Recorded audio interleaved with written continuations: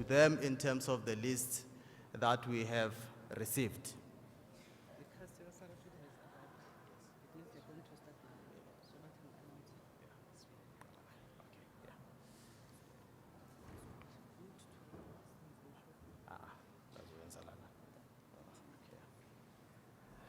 So that is how the formal proceedings will run. I will now call upon the Speaker of the Provincial Legislature of Gauteng to make an announcement. We shall entertain your question at a later session.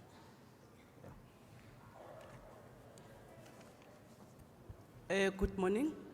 As we are allowing the First Lady, the Speaker of the National Assembly, the Chair of the NCOP, including the Deputy Chair, as well as the Deputy Speaker of the Gauteng Provincial Legislature, I also wish to announce that we are going to be having a cast of Sarafina.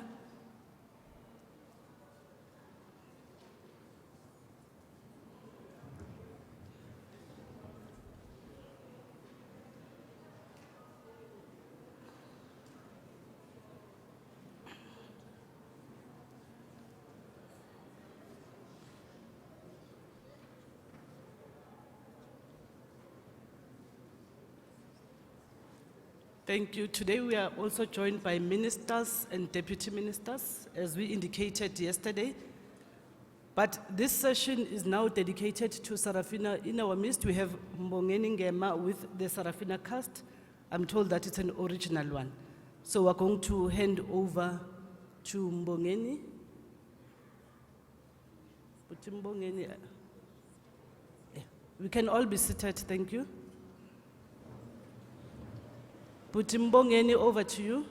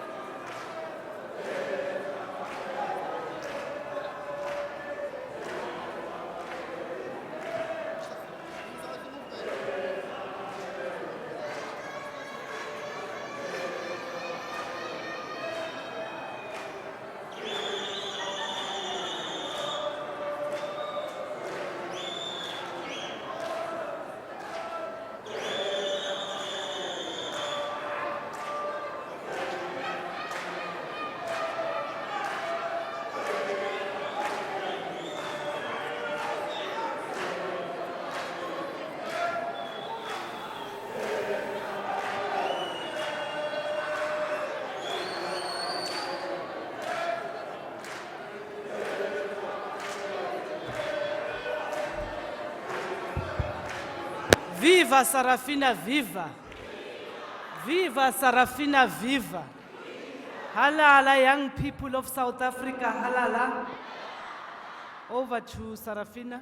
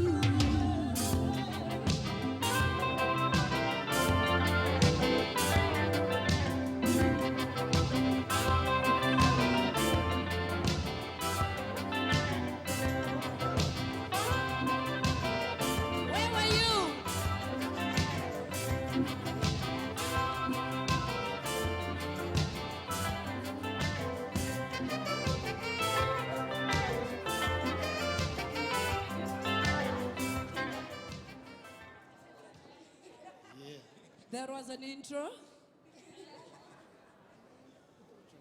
Sanbonani, Ninjani, Siyajabula ukuba nani lana. Si Sarafina cast, the original. Thank you so much for inviting us.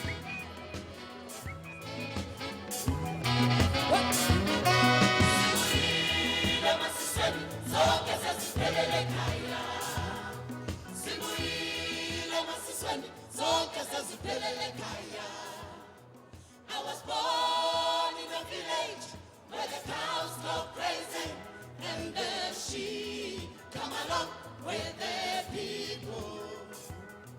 Where the people come, Mama, when the enemies of Israel, I come from there to land, from the land of their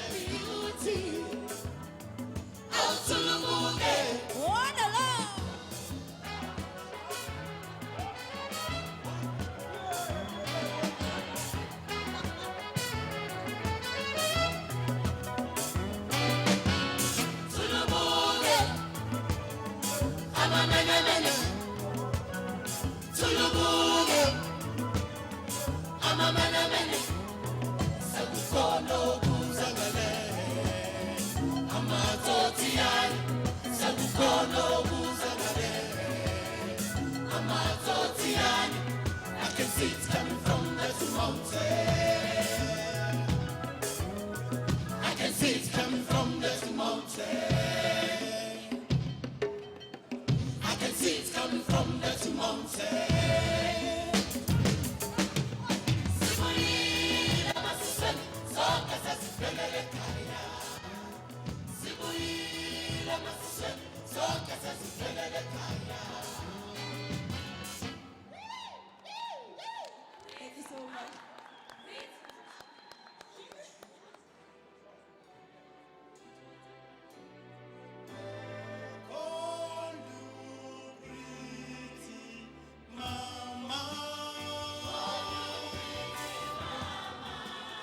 Call you pretty baby. Call you pretty baby. Call you pretty mama. Call you pretty baby. Call you pretty baby. They treat you like a lady. Smile for another gentleman. But when I send you chocolate and flowers, you said I make you vex. Give your junior sister the chocolate. You give your junior sister the chocolate. You throw out pretty flowers for your window.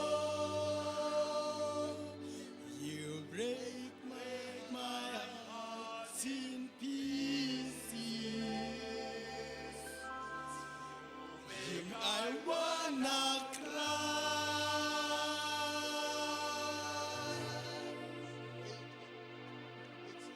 You me palava, Sarafina. You me palava, Sarafina. You me palava, Sarafina. You me palava, Sarafina. Sarafina. Body temperature begins to rise. Sarafina. Sarafina. Sarafina. When you walk the way you walk, expression comments for cover me. Float on me body. Sarafina. Sarafina, you're the one. Sarafina. Sarafina, you're the one. Sarafina. Sarafina, please don't run away from me. I love you, Sarafina. I love you, Sarafina. Sarafina. Sarafina, please don't run away from me. I love you, Sarafina. I love you, Sarafina. Sarafina, Sarafina, Sarafina, Sarafina, Sarafina, Sarafina, Sarafina, mama yo. Sarafina, please don't run away from me. I love you, Sarafina. I love you, Sarafina. Sarafina. Sarafina, please don't run away from me.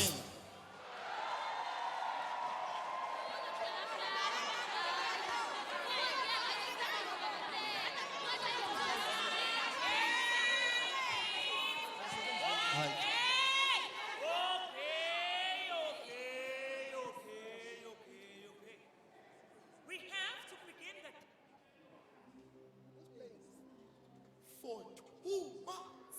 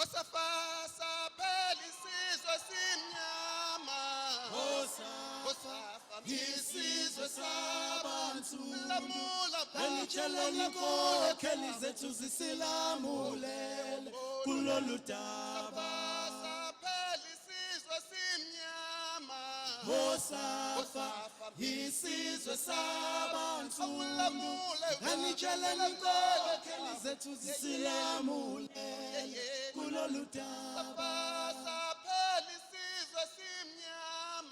Osafa Isizwe sabantu Anitsheleni inkokheli zethu zisilamulele kulolu daba Osafa Isizwe sabantu Anitsheleni inkokheli zethu zisilamulele kulolu daba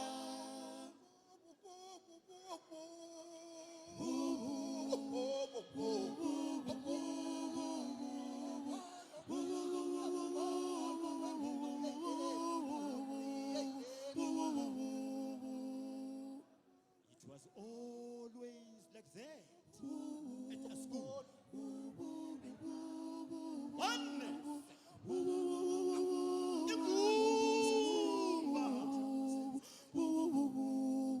Those days went down bitter and sore with the presence of the army and the police, not only in a schoolyard, right inside our classrooms. Those were the days of anger. the days of panic and fear, the days when our brothers and sisters disappeared into the police cells. Others came back, and others never came back. We were told others hung themselves in the police cells in detention. Others fell on the showers and died. And again, we were told others tried to escape by jumping from the 10th floor of the interrogation room at John Foster Square, maximum security prison. Their bones were found scattered in the streets of Johannesburg. And others are still languishing in jails. Others never recovered from the electric shocks of the interrogation room. Up to this day, they are lunatics.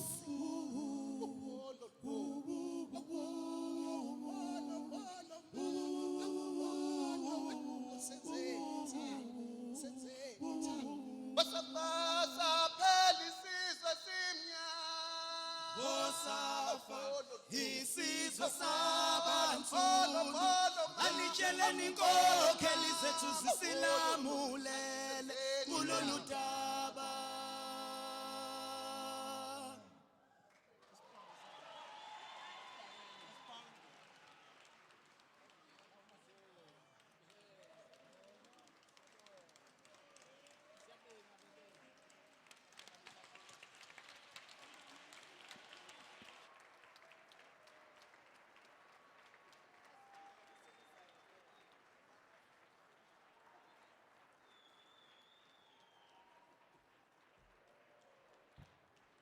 Thank you very much to Uputimbongeni Ngema and the cast. It's like it was yesterday. They are still original, even in their voices. Thank you very much. I think you really made our day. Let me call upon the program director, Honorable Chair of the NCOP, Honorable Mudise. Oh, okay.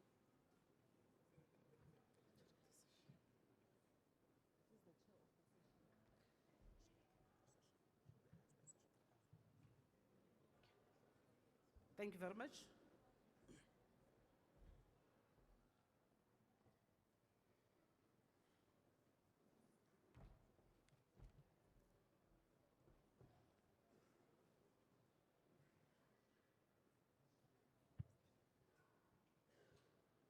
The chairperson.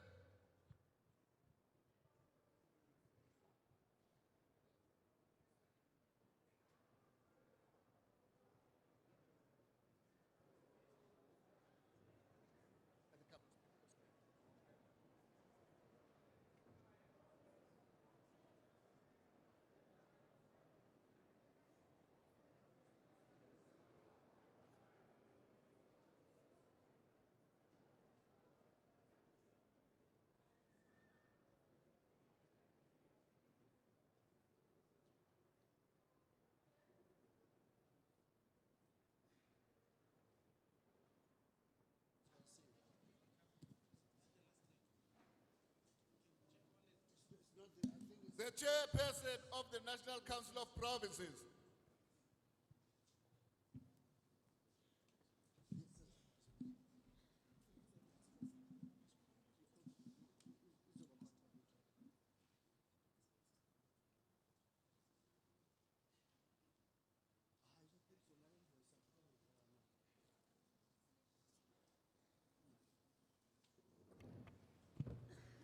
There will be an opportunity for silent prayer or meditation.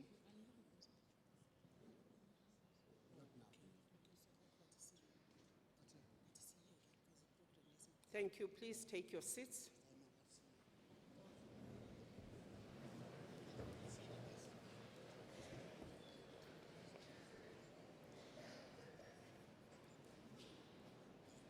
Honorable participants, delegates, guests, This is a plenary of the Youth Parliament.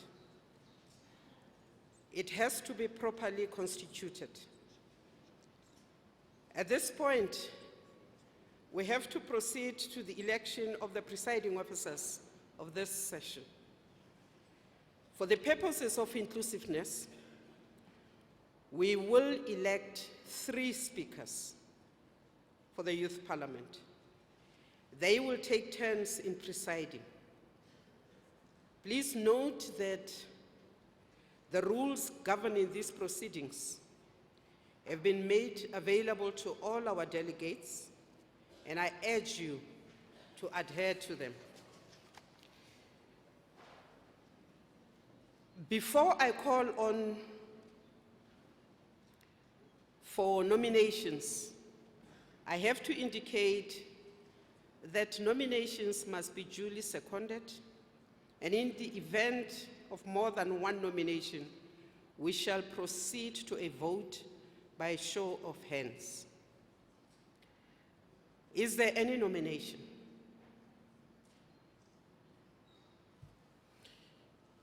I recognize your hand.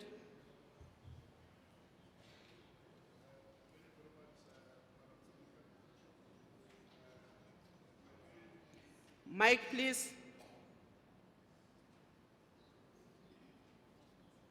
You will excuse us, we don't have service officers in this parliament.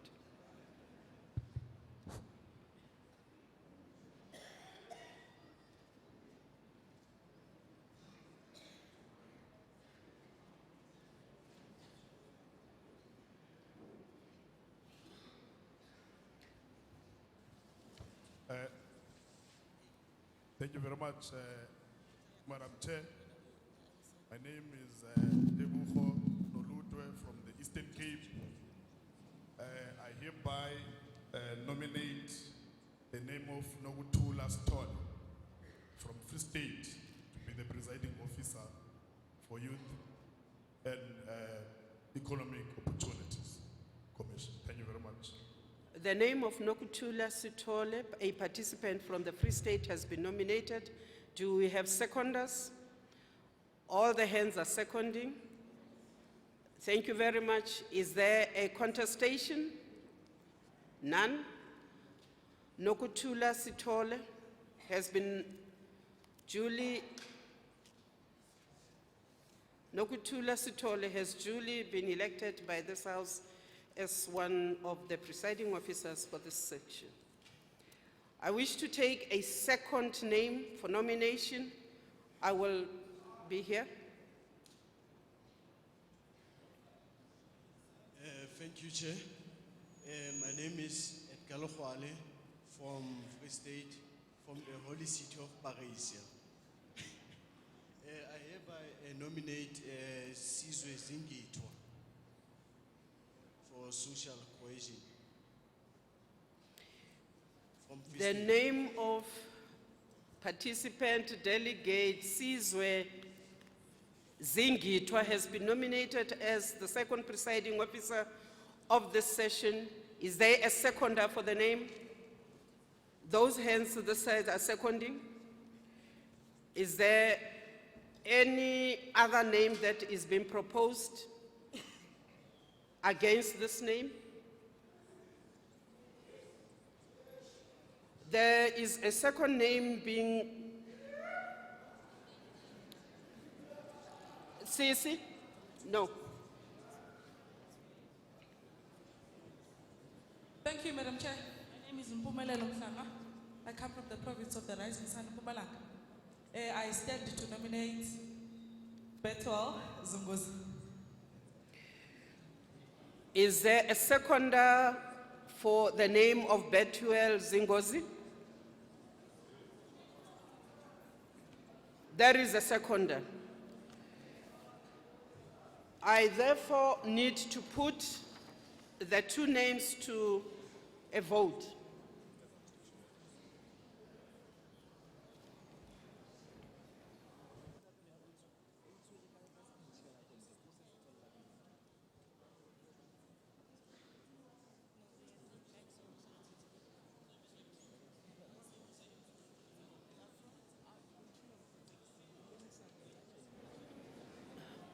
Order.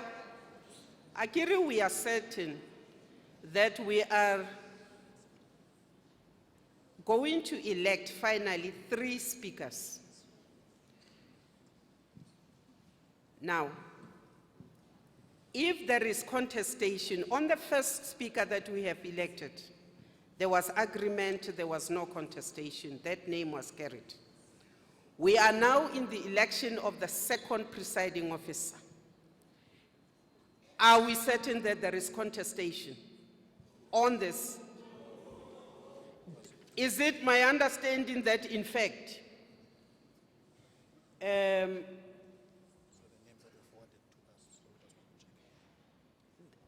last name that was proposed there, is that Avuma Mdini? It's not. It's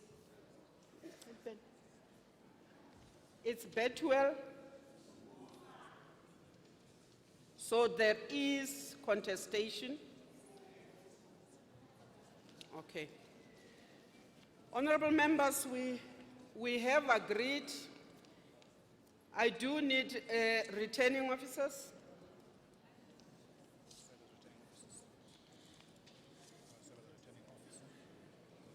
Yes.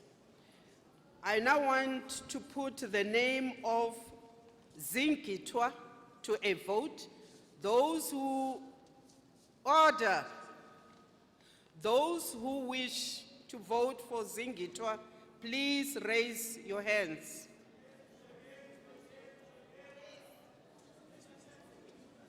Zingitwa, that was the name first proposed. Only participants vote.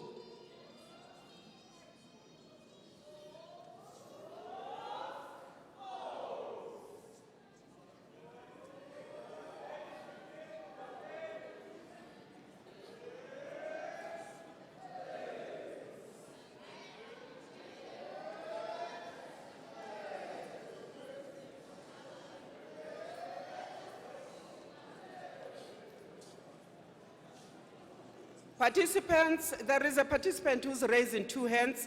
Only 1 hand must be counted. Excuse me, we will retake this vote.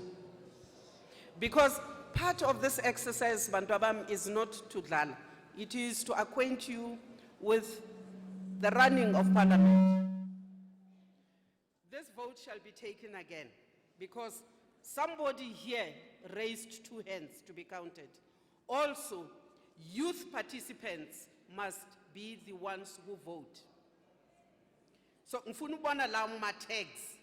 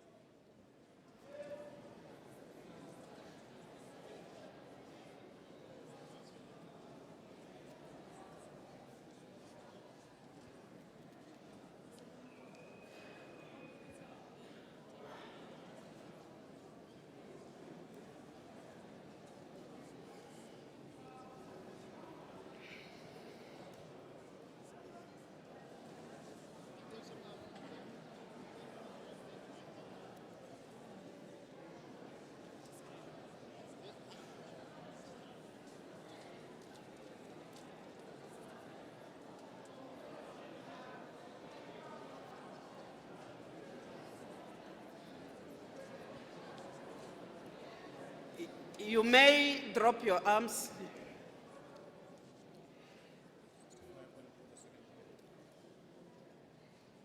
We then put the name of Betwell. Those who are voting for the second name that was proposed, Ikamalika Betwell, please raise your tags.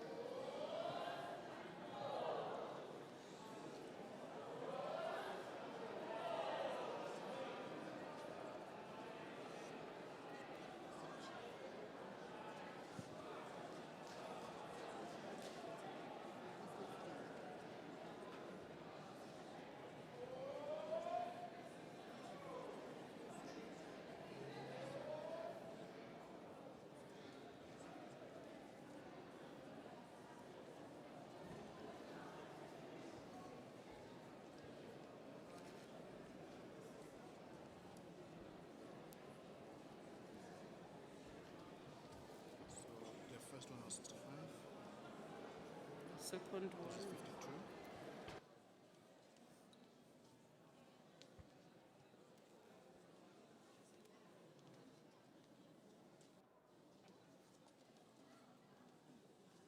Thank you very much. The counting has been concluded. We have had order. Order.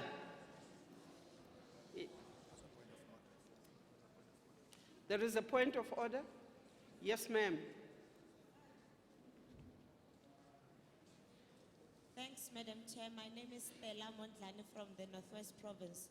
I seek clarification. This is a National Youth Parliament, and I believe that if a chance be given for all provinces to be represented, we cannot have two names being rising from one province. We already have one name that comes from Free State.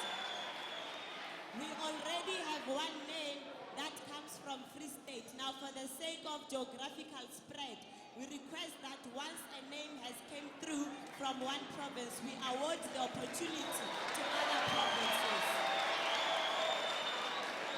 Thank you very much, Madam Chair. Thank you. The point, can I finish with a point of order? And in dealing with this point of order, can I be also clarified? Zingitwa comes from which province? The Unokutula Sitole comes from which province?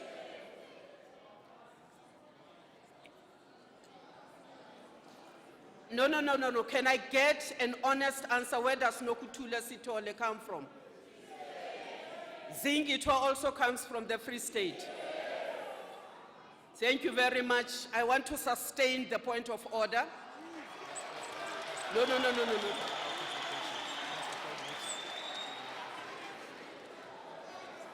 No, order.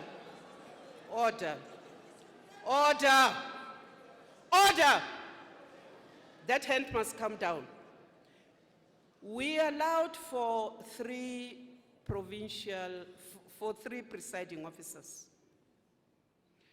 We also threw to you, participants, the idea of having 6 members for table staff, because it would then have meant that each province has participated during the proceedings of this session. In other words, from our side, we're trying to be as liberal as possible, but also to be as representative as possible. That is why a point of coincidence is not recognized here. So we will take the second vote again, and somebody who does not come from the Free State. Can I have nominations, please?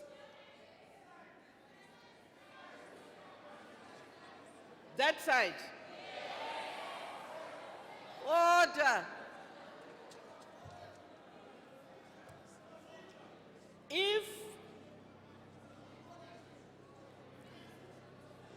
No. Yabona ke, you want to start your session. You can't even agree on presiding officers. You were given space from yesterday to consult and even consult within your own twin. But we also thought, order. Non-chemos, you have attended meetings. You have had people chairing meetings in your sections, in your branches, in whichever structures you serve on. You know that when a person who is presiding over a meeting, even if the meeting is stock fell, that person presides. I am now presiding. I have ruled. We will take the second vote. Can we get for the second a name other than a name that comes out of the Free State? I've ruled.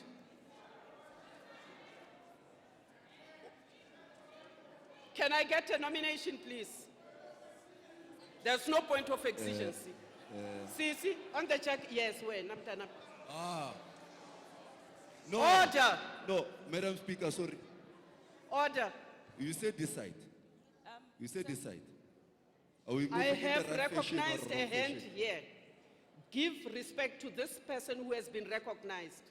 No, I've Madam also Speaker, said you said the this. rules of procedure have been made available to every delegate. right. Please continue. Sisi, talk.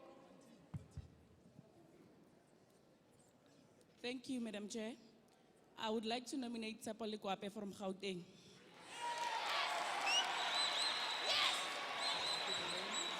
Please repeat the name. We didn't hear the name.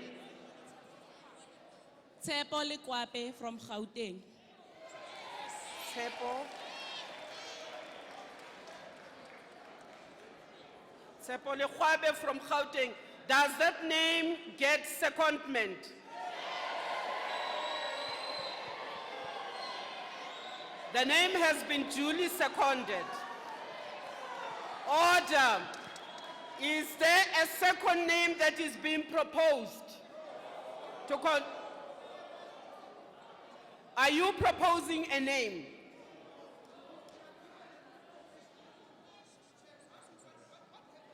Thank you very much.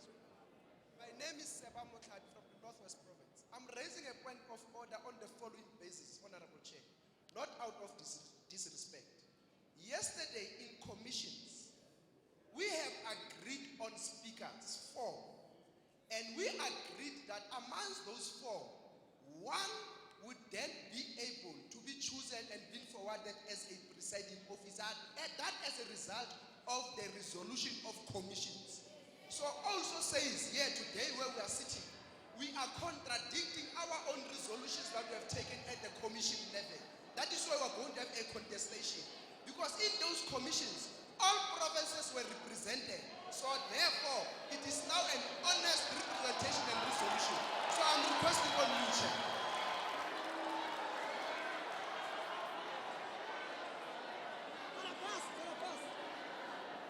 Order. Order. Order. Order.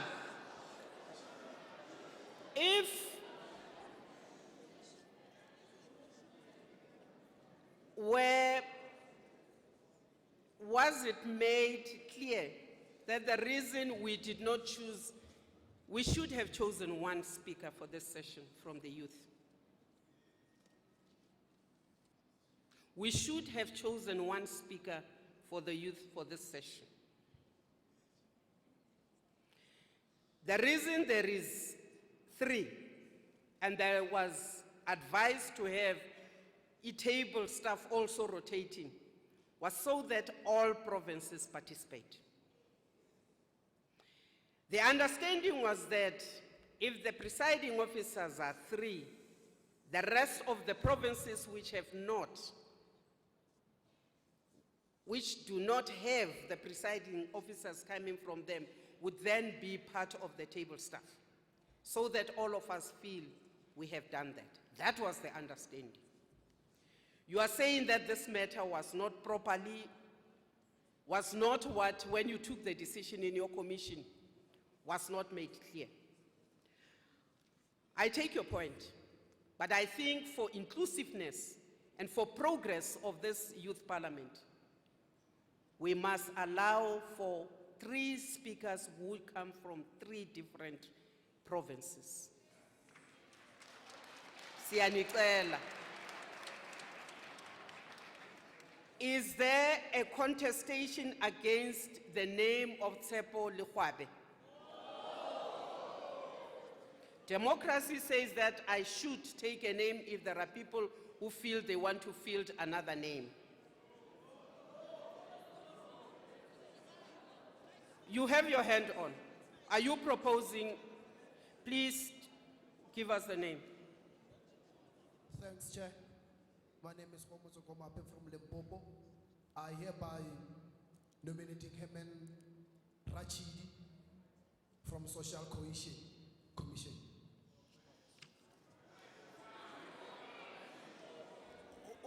Herman Uvela Rachidi is Tintana. from Limpopo.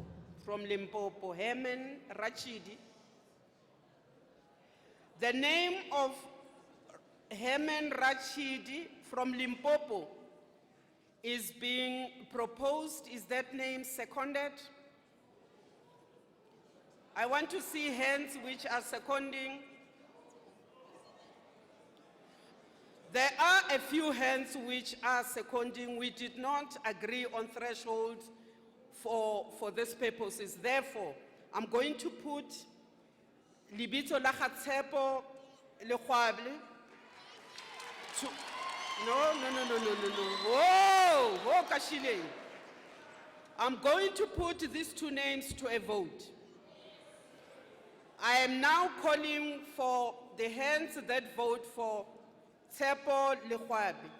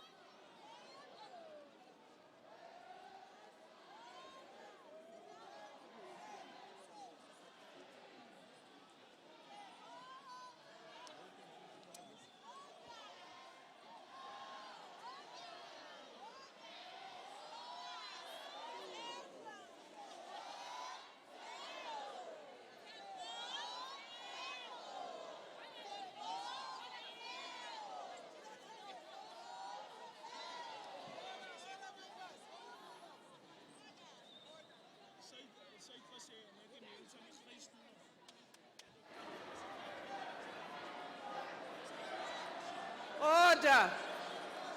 Order.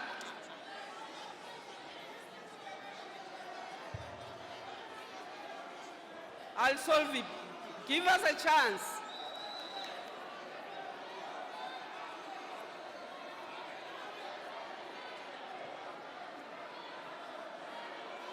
Order. Order. No. Can I please ask you to take your seat? I have heard what you are saying. Allow us to finish this and for us to make a way forward on the matters you are raising. Please calm down.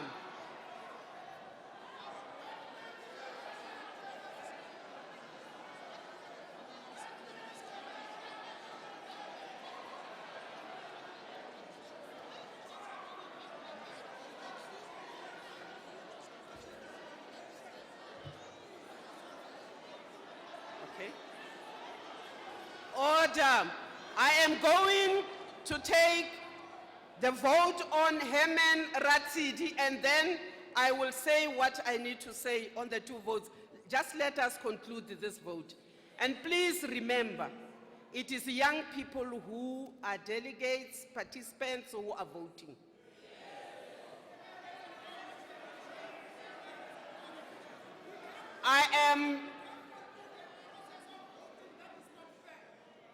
I will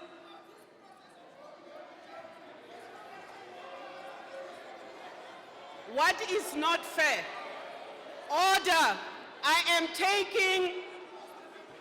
I said to you, I will address you on that.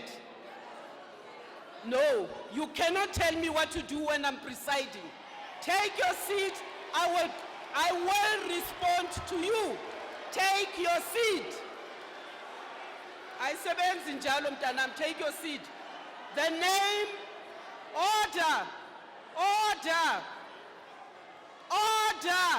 The name of Herman Ratsidi has been proposed. Can I see the hands that are voting? Limpopo. Herman Ratsidi comes from Limpopo. Can I see the hands, please?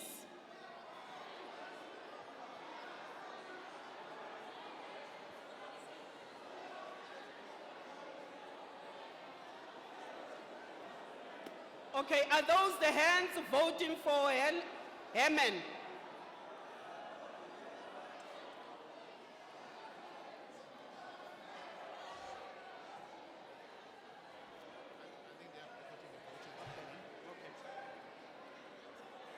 I am now addressing the point of order that was made there. I am addressing the point of order. Are you a delegate? We delegate, Adam. We delegate. No. I'm addressing that young man's point of order. There are two issues which have been brought to my attention. One, I am addressing you, your hand down. One is that there are delegates, participants who were not in the commissions yesterday. Yes, I want to address that. And therefore, imani niyangxama. And therefore, the voting patterns of today are then not informed by the participants who went through a particular process yesterday. That's the first point. Two, there was earlier on a point which was raised, which I said at the end of this vote I will take.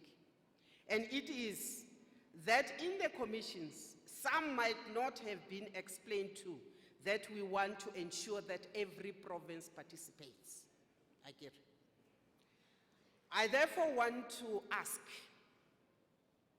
whether in the second commission which had agreed, for instance, with a name that now transpires Ukuti, like Nokutula Sitole comes from the Free State, that there was no checking with the provinces across the board whether we were not duplicating and whether, in fact, we do not want to compromise and say, because what has happened is that the majority of the delegates, Gauteng, were not in the sessions yesterday. And therefore, when they vote today, they will be dominant because all the other provinces have only 25 participants. Again. So to be fair,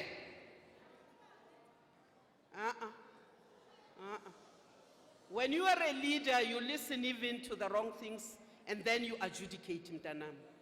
You just don't throw things out. Wabon. Because you might miss a little thing more. So, I want, you have boycotted voting for the other name, Laha Heme.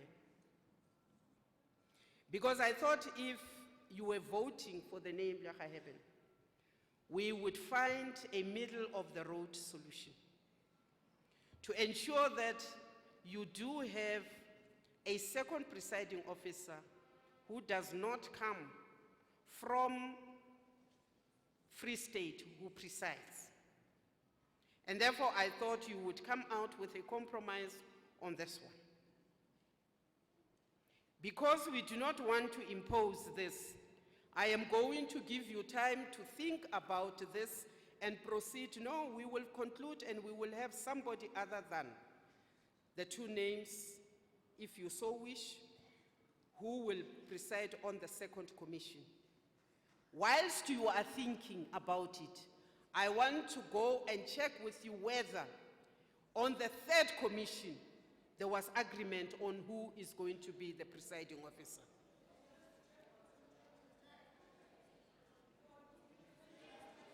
There was. Can we proceed with the third nomination? From the Free State again. Can we get the nomination formally, please? Speak into the mic.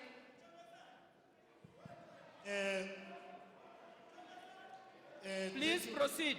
Thank you, Chairperson. Simbogile Kulwa is my name. I nominated the name of Avuma Mdingi to be the presiding officer of the third commission. Thank you. Thank you. Is there a secondment of the name of Avuma Mdini? There is. Is there contention against the name of Avuma Mdini? There is none.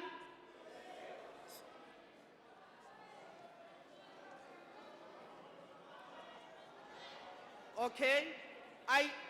Is that hand of a second nomination? Thank you, Madam Chair. My name is Tolane from Gauteng. Ngicela ukuthi si-understand le nto, Madam Chair, singayimoshi. Provinces ezela eGauteng ezena 25 delegates. Gauteng ina 12 delegates. If uzosivalela ngaphandle, meaning we won't have a participant from Gauteng, which we won't take. Thank you.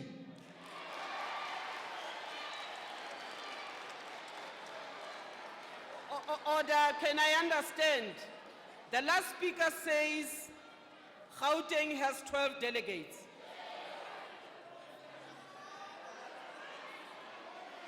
No, order. Order. Madam Chair. There's Chair. somebody on the stage. Can you take your seats? Madam Chair. Young people, when you are on your own, you can be disorderly. Lana sicela imbeko. I will take your point of order, but take your seat for now. There is somebody who is addressing. Yebo Bhuti. Ngiyabonga, Madam Chair, for protecting me. Sinaleto, Madam Chair. In the province, we were told ukuthi out of the 25, bakos bakate amagama to bring the veterans abahlale Gauteng. That is why they suppressed some of the participants. So in Gauteng, we've got 12 members who attended commissions yesterday. So now that is why we've got a majority today. So if our participants from other provinces, bazo vota, bana 25 participants, we are going to be suppressed as Gauteng. Please allow us to have a delegate who's going to preside. If not, allow Gauteng to move outside.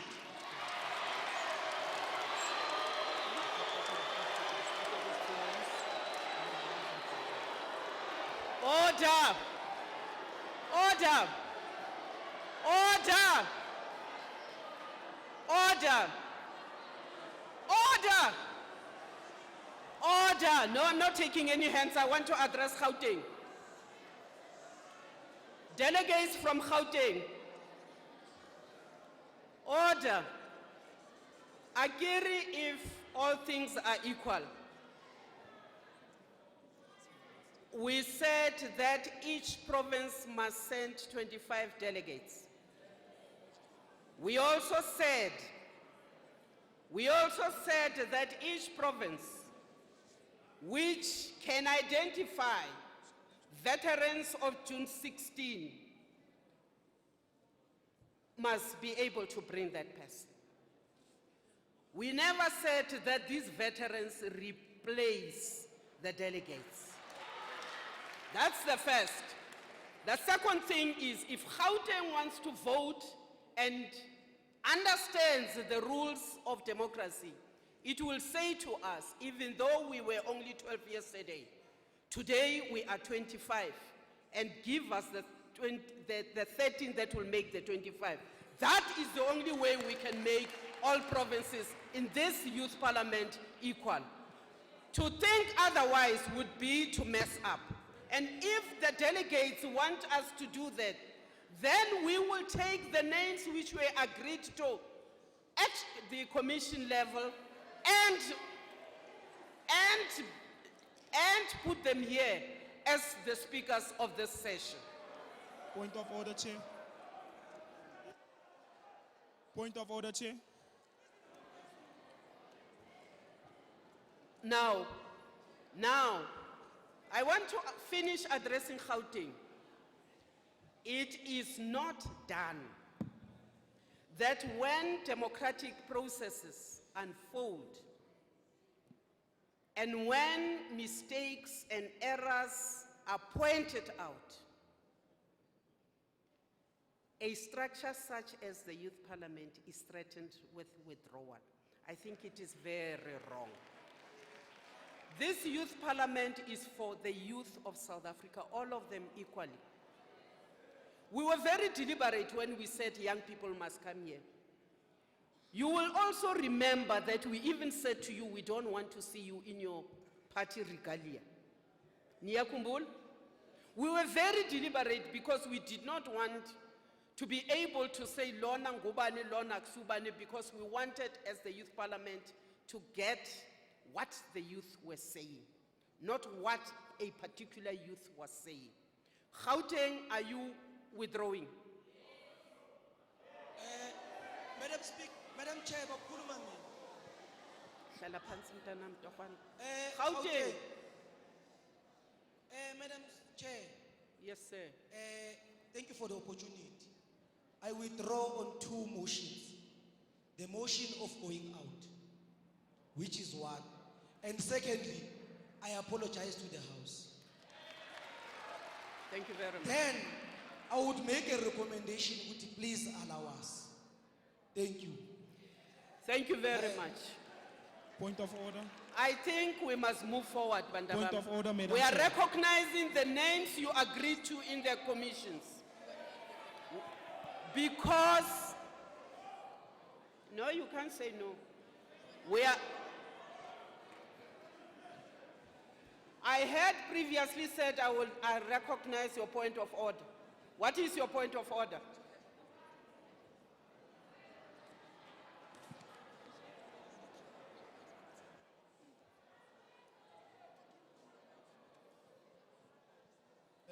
Honorable, thank you very much.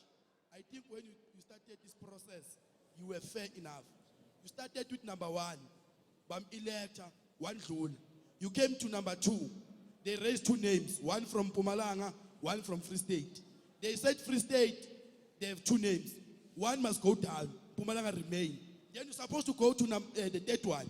Then you elect, Gauteng raise the name, they elected. You're supposed to close there. Because when you continue, people, they will call orders unnecessary. They will want to play with you. They think, we can't allow that. You must close the session. You must be done. With respect to your mom, your own mom. People, they are bored. They just call orders as if my order, my cortex, you can't accept that. Close this session. Want to finish?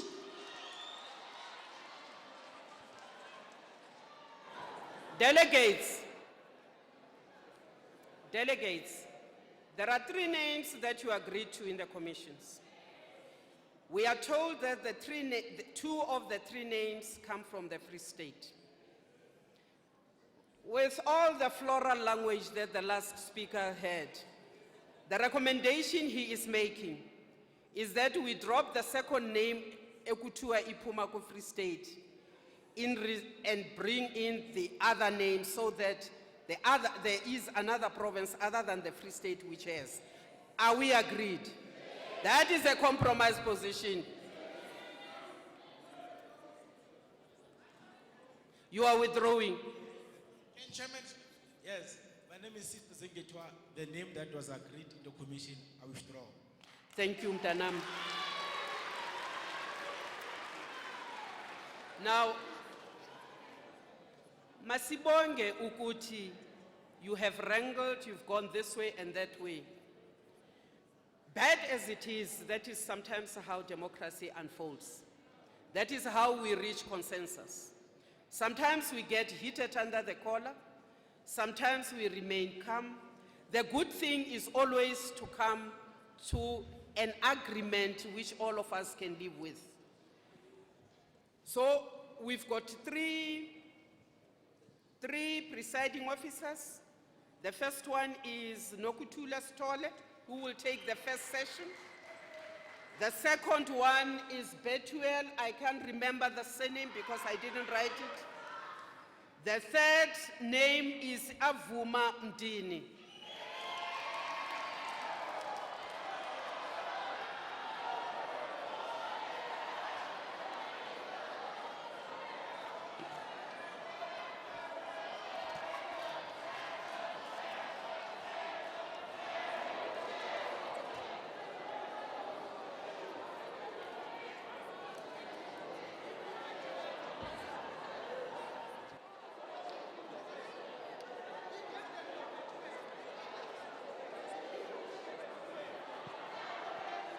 Order.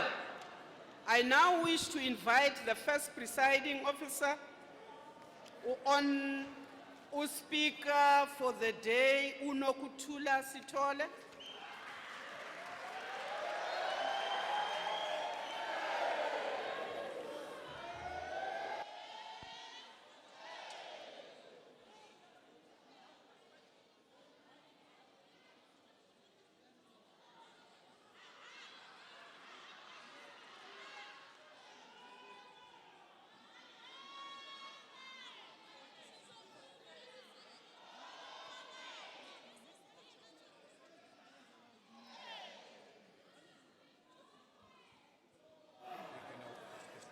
Yes. Thank you. I have it. Thank you, honorable members, for bestowing this honorable moment to me to preside over this session. Honorable delegates, honorable members of parliament, honorable members of provincial legislatures, ministers, distinguished guests, I must express our sincere appreciation and honor at being elected as the speaker of this youth parliament. We are here to serve you, and I trust that we can count on your cooperation. We will now proceed to the debates. I will allow the secretary to read the first order of the day.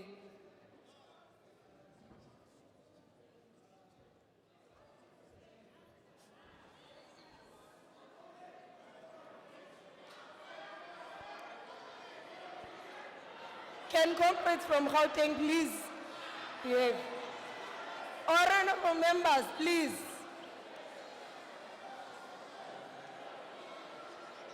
Honorable members from Gauteng. Honorable members from Gauteng. Okay, honorable members, can we maintain order? Can we please maintain order? Speaker, Secretary, I will allow you to proceed.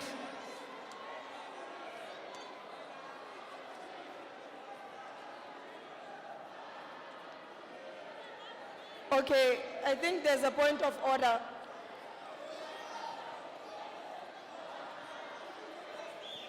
Leave him, let's take it.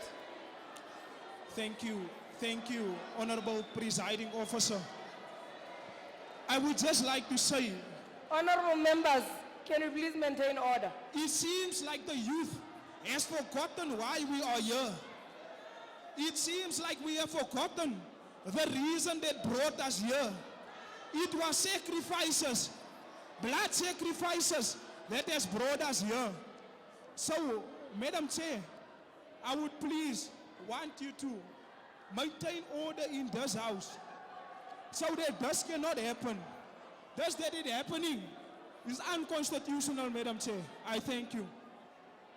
Honorable member, we have noted what you have said, but as you can see that honorable members are leaving, we cannot stop them and allow them to hold us at ransom. So we will proceed. Honorable Secretary, please read the first order of the day.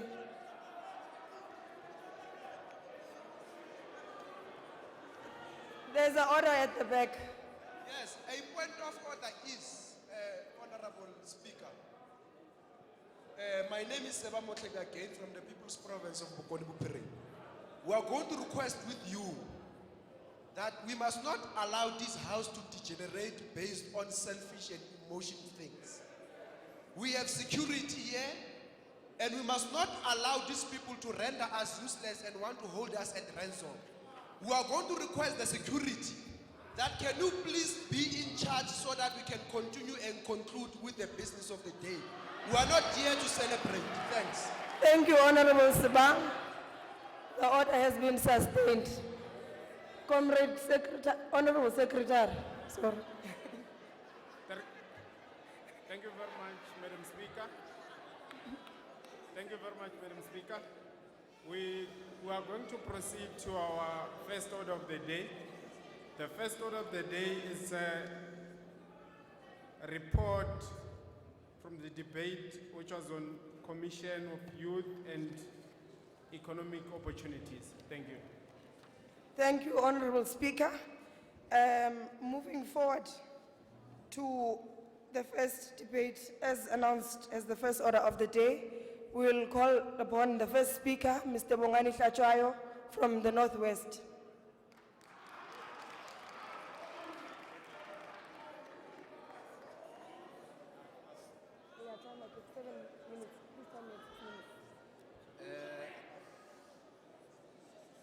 Thank you, honorable members. Let me just.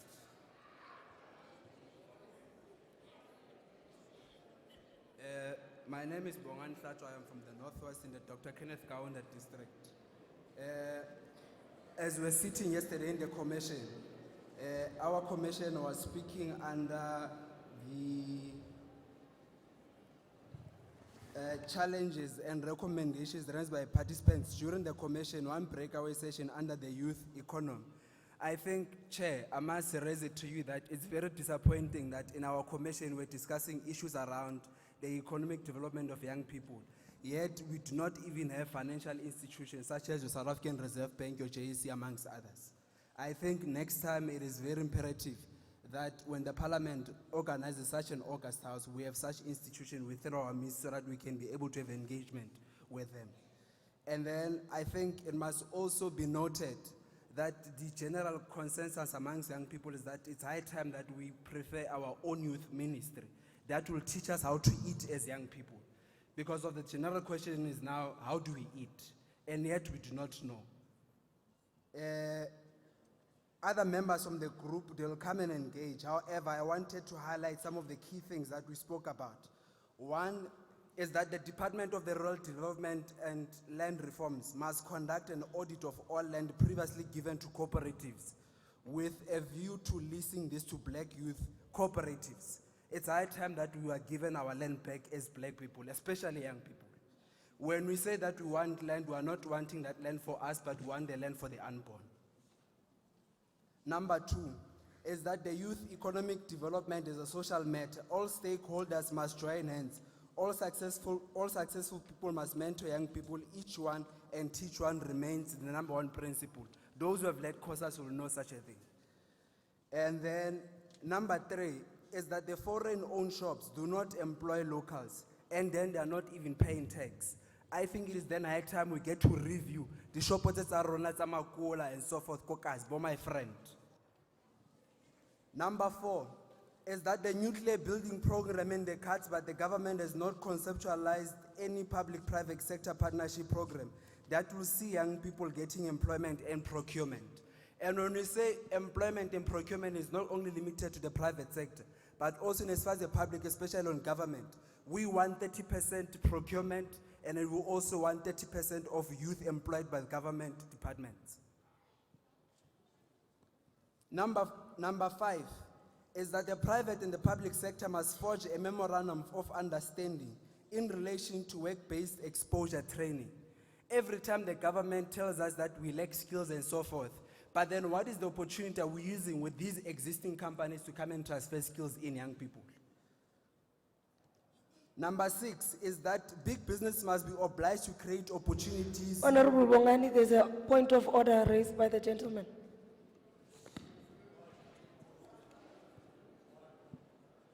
Thank you, Presiding Officer. I would just like to ask the Speaker to withdraw the derogatory term that he used to used to describe our foreign brothers, you must please withdraw. Thank you. Amakula, you must withdraw that word. It's unparliamentary. Okay, Honorable Bongani, the term is non-parliamentary. Can you withdraw? Chair, I withdraw. Thank you. But they remain to be my friends. As I continue, as I was saying, is that the big business must be obliged to create opportunities for youth, either through through internships and learnerships. But then also on this issue of learnerships is that we can't be always having government learnership and internship that are only limited to 12 months without a program in as far as what's going to happen to them, as in when they exist such a program, especially on government departments. I'm from Kliptown. I've seen my friends, 10 of them, who've been on these learnership programs for 12 months down the line. They are back with us because they don't have anything to do. Yet we've got many gray heads in government who do not want to resign, and also to create a space for young people to be employed. So it should also be noted that at 55 to 60 years, Bahol Baron, they must give us a chance to resign so that young people can be employed. There's a point of order at the back, sorry. Mike, please.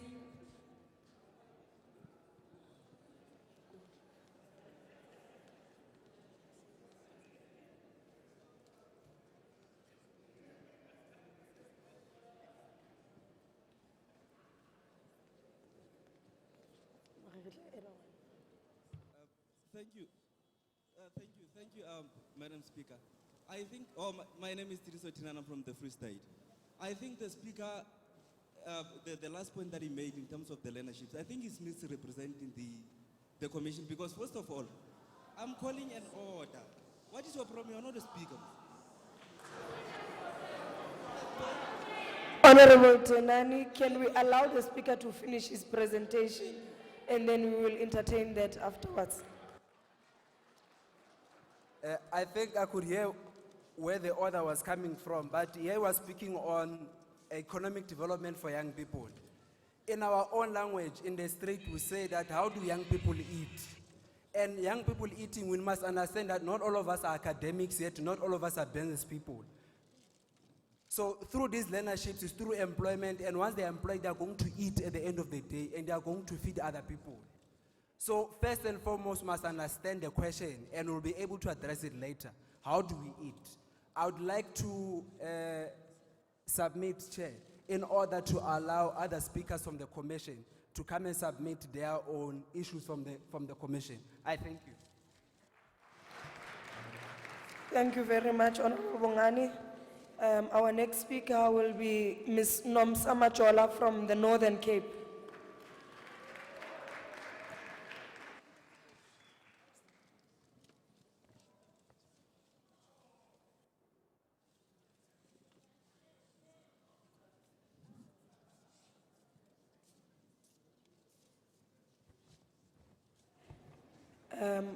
Honorable Anele Potela, can you also please just join us?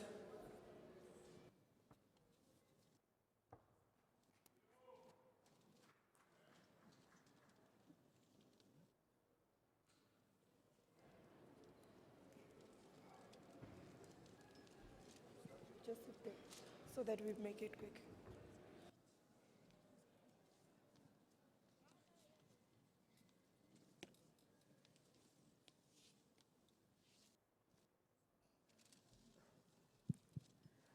Thank you, Honorable Speaker.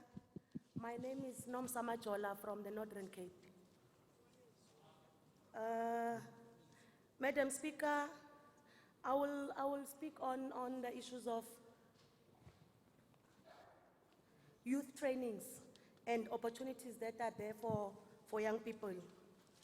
As a commission, we believe that the National Parliament, we need to have a thorough skills audit of young people, because currently in the country it seems we are all focusing on skills development, but we are running it haphazardly because we can't even identify which skills are important in our country for future investment. Internship programs, we have identified that they are a trap for young people where all of these young people, because we all come from a previously disadvantaged background, when you get into these internships, you are carrying also the baggage of your family and you are left heavily indebted and you can't even move. So economically, it makes it difficult for us to be independent as young people. And therefore, we propose that government needs to look into this thing and come up with more effective ways of dealing with youth economy and youth empowerment. We found that the IDPs in municipalities are not aligned to the NDP, and it speaks two different languages. And as such, it becomes very difficult for us as young people or local municipalities as they carry the burden of empowering young people and unemployment.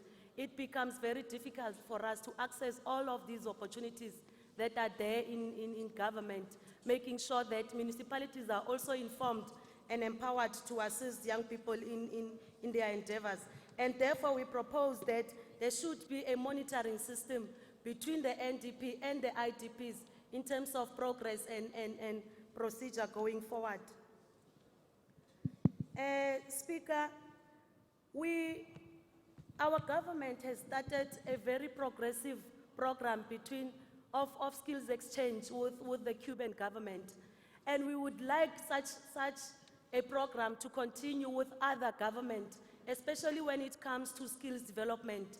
Currently, we are, as a country, importing all the products and the parts from your Germany or China into our country to assemble cars. Why is it so difficult that as a government we cannot do that? So we would like to put it forward as a commission that, is it possible for government to start engagements with all these other countries, especially your technically skilled countries, so that we have that program of transfer of skills? In as much as we take our students to Cuba, we must also take our students to your Germany, so that some of these things, all this manufacturing, can come and be done within our country, including your diamonds and all of these other sectors. Access to information remains a challenge, and access to opportunities remains a challenge. For example, we come from the Northern Cape, which is a very vast province geographically, and it makes it impossible for young people to access these things. So we propose that all of these programs, for example, in the Northern Cape, all administration is centered in your Kimberley, which a person from your Kuruman or your Uppington travel more than 1,000 kilos, 300 kilometers to access those things, which also does not assist, because he will be told that you must come for second session, third session, and you are still unemployed. You are trying to access these opportunities. So we are saying to government, let us decentralize these opportunities. Let us make sure that each and every municipalities have these institutions that offer these things. But also let us not dump all our programs in the municipalities, because they carry their own burden. So let government fund all these programs in municipalities, so that at least it can be fully functional and accessible. Madam Speaker, let me not take the opportunity from other speakers to speak. But in closing, Madam Speaker, we want to say that you can't want to start teaching a child about economy when they are grown. So we are proposing that even the syllabi of the country needs to be changed, so that from primary level, you are already introduced into the economical sector of the country and opportunities that are there. And we further say that we need to make sure that each and every school in the country provides computer lessons. It should not only be something that happens in your Gauteng. In as much as we appreciate it, we can't all flock to one province. So let us make sure that from your grade 7, young people have access to computers that are pre-programmed with all of these opportunities, including your international internships and yeah, all of those opportunities that are there. Madam Speaker, I will leave it there. Thank you. Thank you, Honorable Majola. Honorable Anele Potela, may take the stand. Honorable Lerato Sirungwane. please join us on stage if she's still in the house, because I believe she's from Gauteng. Thank you, Honorable Chair. I'll deliberate mostly on the issue of how do the NDP play a role in combating youth poverty as well as unemployment while enhancing the economic growth and promoting youth economic development, including entrepreneurship. I think, firstly, before we can begin to go there, we should make it clear here to all the government departments as well as the private sector that the issue of youth inclusivity in terms of participating on economic development, it should be everybody's business. And part of doing that, in assisting on oversight mechanism, as we have identified that one of the main challenges is that we can't able to track as in terms of these particular cooperatives that have been funded as well as the finances that are allocated for assisting young entrepreneurs, where does that particular funding goes to? And also how do they become capacitated? We must establish youth directorates which are going to be actually run by young people. If we can able to establish those youth directorates in all the government entities as well as in the private sector, we can able now to have the oversight mechanism in doing such. And part of doing that, we must also ensure that the youth formations such as the South African Youth Council as well as the National Youth Development Agents, they must form part of ensuring that there are audit reports that are undertaken so as to track in terms of how far do the public entities as well as the private sector are doing in as far as funding and financing the youth business. Going forward, on 2013, there was an understanding as well as the agreement in terms of the Youth Employment Accord as well as the Skills Development Accord. Up until so far, we have failed young people in ensuring that young people find expression when it comes to employment. It is because that all the government departments, they do not have clear program of action which stipulates out how they are going to ensure that young people are being employed in those particular positions. We must begin now to say all the government department as well as the private sector come up with a clear specific targets per year such that we can able to have reports quarterly of showing how young people are finding expression to that. Honorable Subsequently to Anele, that also- there's a hand there. What are you rising on? I'm rising on a question of privilege, presiding officer. I want to know if we are having a debate or are they having presentations? They are having presentations for now. Because that is not according to the schedule. According to the schedule, this is supposed to be a debate because the speaker before this said something very important. She said that the internships are a trap. So if she says that, she should have a Honorable member, recommendation. that is why we said that can we allow them to present?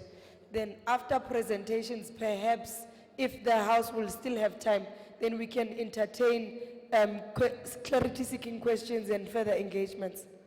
Thank you. Turning situation around positively also, what we can do is that for young people, instead of looking for employment, we should create an enabling environment for them to able to create jobs on their own. How do we do that? Then the government as well as the private sector, they need to join hands in ensuring that there is infrastructural development wherein young people can able to have their enterprise business centers in each and every town, in each and every local municipality, in each and every district. Those youth enterprise centers will be able to play that role of incubation programs for young people to able to develop in terms of business, such that they can become also people who can create employment even for others instead of looking for employment. And further on that, we must also, the Department of Trade and Industry, in as much as South Africa is exporting a lot of minerals that are raw in other countries, we must also ask our government, ensure that in as much as we export, let's go to those companies from outside the country and outside the continent and take young people within the South Africa to take them to those particular countries in order for them to acquire that skill so that they can come back and establish manufacturing and production companies within South Africa so that we can stop exporting the minerals that are raw and create those particular employment opportunities for young people within our country. And further on that, on the IDPs, it's very much important on the IDPs that what is taking place nationally, it should also take tune unitary when you go to the provinces, district to locals. So our aspirations and our dialogues, like what we're doing currently now, it should find expression in terms of IDP. We must see all our aspirations there. And further on that, the issue of the Youth Employment Accord, as well as other memorandum of agreement in terms of policies, we must ensure that we take to Parliament. They must be actually gazetted or being agreed upon that they are going to be implemented, such that if our government cannot able to implement these particular policies, as well as our understanding, we can able to petition them. Before I land, Chair, let me go further to this issue of manufacturing. You know, we've got the issue of ocean economy. We've got vast coast here. In as much as we are rich in terms of agriculture, yes. In as much as we are rich in terms of agriculture, also in terms of ocean economy, we suppose also to be massive, there's young people to invade that particular space. But how do you do then?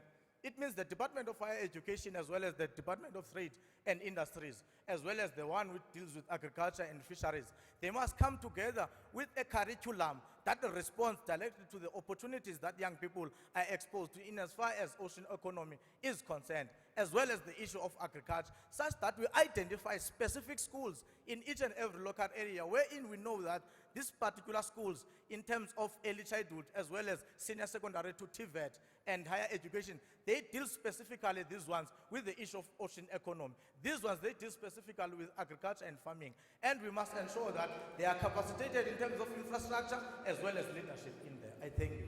Thank you, Comrade Anele from the Eastern Cape. Next, our next speaker will be Comrade Lerato Serongwane from the Gauteng province. Thank you, Madam Speaker. I greet the House at large. We speak on within the global economy content, how to strengthen the microfinancial system to support the youth entrepreneurship skills. There's one. Oh. I see hands at the back. Please come with your order. Thank you, Honorable Speaker. I'm raising a point of order on you, Speaker. You called an honorable member a comrade. You can't. Please withdraw that name. I withdraw Honorable Anele, not Comrade. Apologies to the House. Can I proceed, Madam? Please proceed. Okay. We identified that the international agreements within South Africa and other foreign countries is not binding them to be potential investors that will stick to their own boundaries. As we speak, that it must be a 50-50 thing. When an investor from outside our country comes into South Africa, we must equally, as South Africans, qualify to, on their own interests that they get from out of our own country, have 50% of that portion. That's how we distribute that 50% in South Africa. 20% will be given to government, 20% will be given to young people, 10% will be given to your NGOs and your NPOs. Because we want to sustain sustain businesses that are already emphasized and established in South Africa. And also, it must not be a foreign language for us as young people to read on policies and agreements of international agreements with South Africa. We also emphasize on mainstream economy, where we talk about mentorship and how we go about it. Where if an established company, I'll make an example, like Plascon.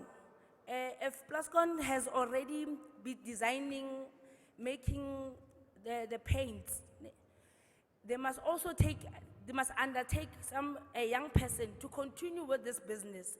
But it must not be a concept that after undertaking them as mentorship, that they own that kind of young person. They must equip that young person with skills that will sustain her or him to grow themselves, because we are calling for independency in young people.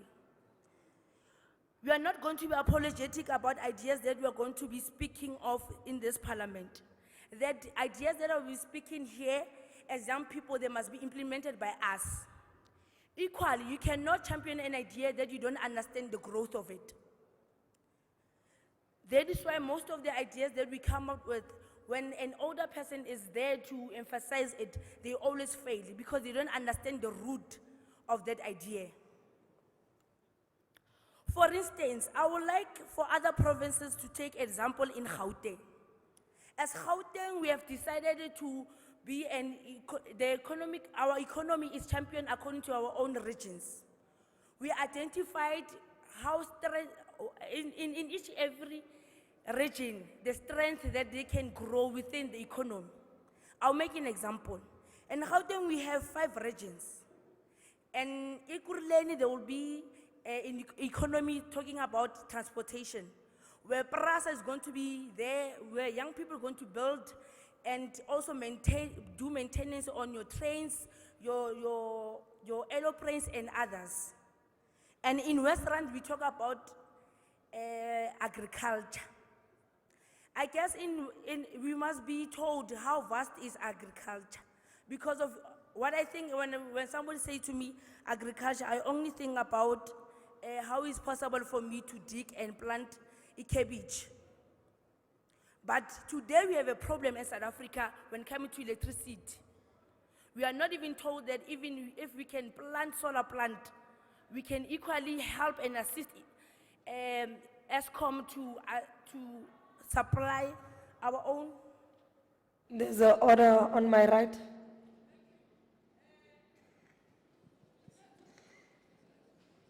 Thank you, Mpumi, once again.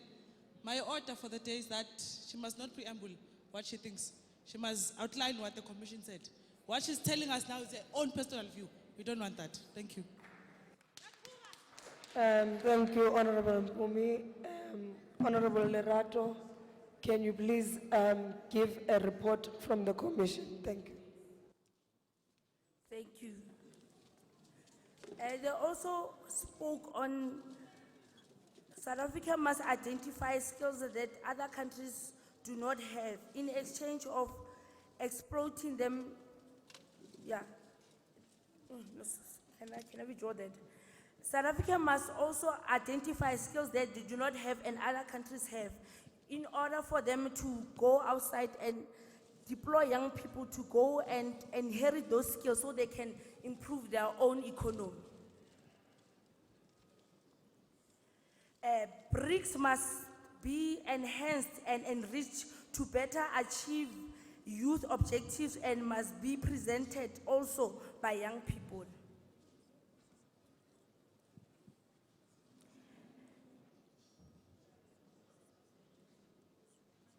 Okay. And also, they were speaking on, okay, yeah, we must be exposed to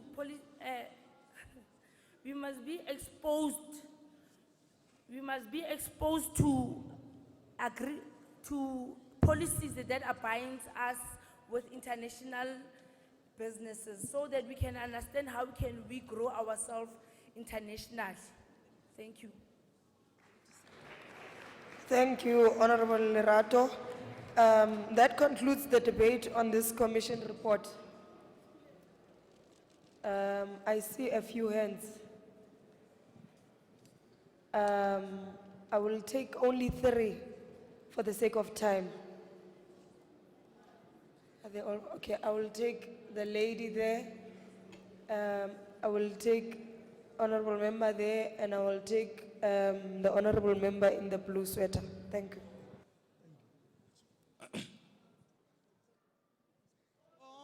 In that order. Greetings to all of you, honorables. Here you speaking to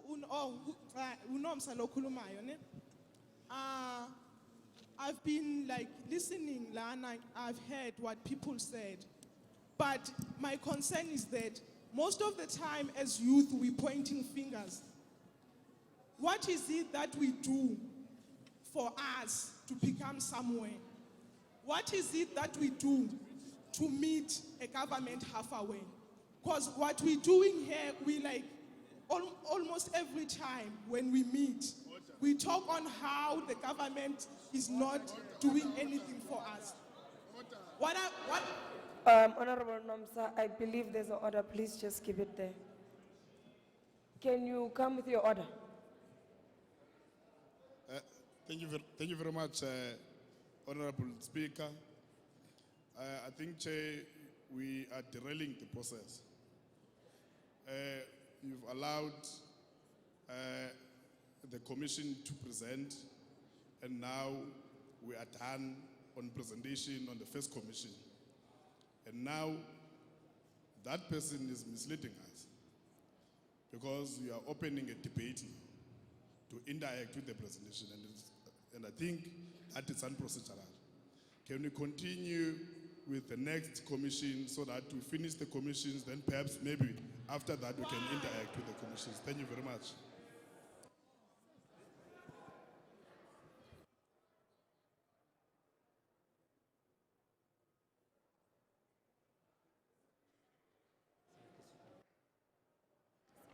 Okay, honorable members, for the sake of time, we will take the honorable member's motion unless there's a deviating motion that can be supported. But for the sake of time and for us to finish the business of the day, because we still have delegates that still need to travel, can we please bear in mind, Uguti, we need to think about those logistics too. Okay, Mina, for in future, please, like, don't tell us to stand up, Sukulume, then. Yes, Honorable Nomsa, I will then take the blame for that. I do apologize for misleading the House. But for the sake of time, can we then move with that motion? Thank you. Is that an order? Come with your order, sir.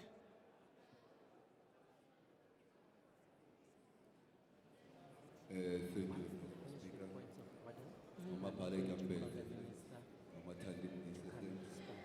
Speaker. Basically, we are a speaker, but we are moving in the wrong direction. Can you please be specific? You can understand Abu all or let one down one. We don't care about that. Don't come with that attitude here. What is your order, sir? Honorable member, what is your order? But members of the House, can we please bear in mind that we are young and high discipline, high morale should be maintained at all times? Can we not come and disrespect each other? Can we please respect each other? It is a learning experience for all of us. I apologize to the previous speaker, and I did say, I'm sorry for misleading, because now I've been advised that we can no longer entertain any clarity-seeking questions. But I will then now invite the Minister of Economic Development, Honorable Patel, to then respond to the debate that was raised on this commission. Thank you.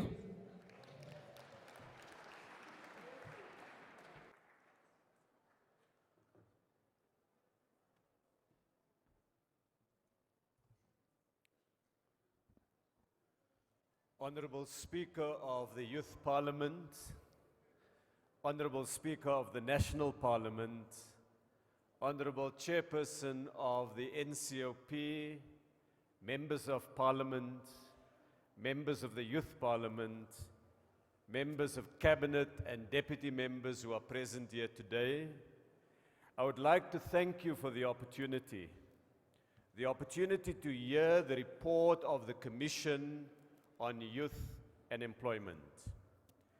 A number of very important points have been made, and we have taken careful note. We will be giving consideration to the various issues that you've raised. We do so because as government of the Republic of South Africa, we must be accountable to our people. Young people are the majority of South Africans. And for that reason, what comes out of a youth parliament must be given due weight when we think about policy. I have listened carefully to the speeches by Honorable Hlatshwayo, Honorable Majola, Honorable Anele, and Honorable Lerato. Those were the 4 speakers on the speakers list. And before responding to a few of the issues that they have raised, I would like to frame my response with a few short general remarks. The first remark is that youth empowerment is not an act of charity by the old towards the young. It is not even only a matter of equity. It is a fundamental requirement if we want to have a strong, growing, and inclusive economy. Look at the world out there. What are the parts of the global economy that's growing? It's your ICT sector, Facebook, Google, and others. Who came up with those ideas? Young people. The passion, the energy, the innovation that young people bring to an economy is absolutely necessary for us. So we're not doing a favor when we make sure young people come into the economy. We are looking after the economy. Without young people, the economy will be poorer. And indeed, because young people are not fully represented in our own economy, we see our economy is poorer than it can be. Secondly, I'd like to comment about the context within which the Youth Parliament meets. Globally, we're in a period of turbulence. It's like storms out there. It's like you going through a storm. A week or so ago, the people of Britain voted to leave the European Union. You may ask, what does it have to do with the Youth Parliament? South Africa has its own capital base. Some of the money that we need comes from other countries. When the British economy suffers, some of the foreign investment may not come here. Pension funds in South Africa currently put money on the London Stock Exchange. If the pound collapses, it means the capital base of South Africa becomes smaller. When we make clothing or we make microphones or we make cars in South Africa, we sell them here, but we also sell them to other countries. When those countries are in trouble, it creates job losses here. In 1929, there was a big problem in the United States on a place called Wall Street where they have all the shares. And it led the world economy to almost collapse. And they coined a phrase. They said, when America sneezes, the world catches a cold. Today it has changed. America is no longer the only dominant player. But it does say when the world sneezes, South Africa can catch a cold. So we need, therefore, to find policies in South Africa, on the African continent, with our BRICS partners to chart our road of development. But we must do that within the reality of the technology that we can generate, the capital that we have, the skills base of our people, and the innovation that we bring. So the global economy is not growing fast enough. And that means more work we need to do here. We can't just sell our things elsewhere. We also have to now begin to expand our own market and our neighbors' markets. You know, of every item of clothing, honorable delegates of the Youth Parliament, that we sell, the biggest sales are not to Germany. The biggest buyer of South African clothing is Mozambique. Of the television sets that we make here in South Africa, We don't sell them to Japan or the United States. The biggest buyer of South African-made televisions is Zambia. Of plastic products that we make. And there are many, many things. The chairs you sit on is a plastic product. The majority of our plastics is not exported to Sweden or indeed to Colombia. It's exported to Zambia. Today, as we sit in this youth parliament, as we sit here, 250,000 South African jobs, I'm going to say that again, 250,000 South African jobs are dependent on what we sell to the rest of the African continent. Africa is our continent, but Africa is also the growth opportunity. The final general remark I want to make is, as we look at how to expand the participation of young people into the economy, we sat down in 2013 and we developed a youth employment accord. Copies of that accord has been circulated yesterday to all delegates.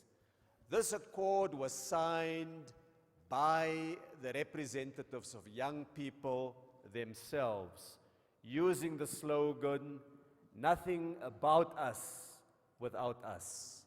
So the representatives who signed with the South African Youth Council, the ANC Youth League, SASCO, the South African Youth Chamber of Commerce, the YCL, the Alliance of Youth NGOs, the DA Youth, the South African or SAYRO, SACSA, the South African Union of Students, the SACC Youth Forum, and subsequently in Parliament, the IFP Youth also indicated that they back this youth accord.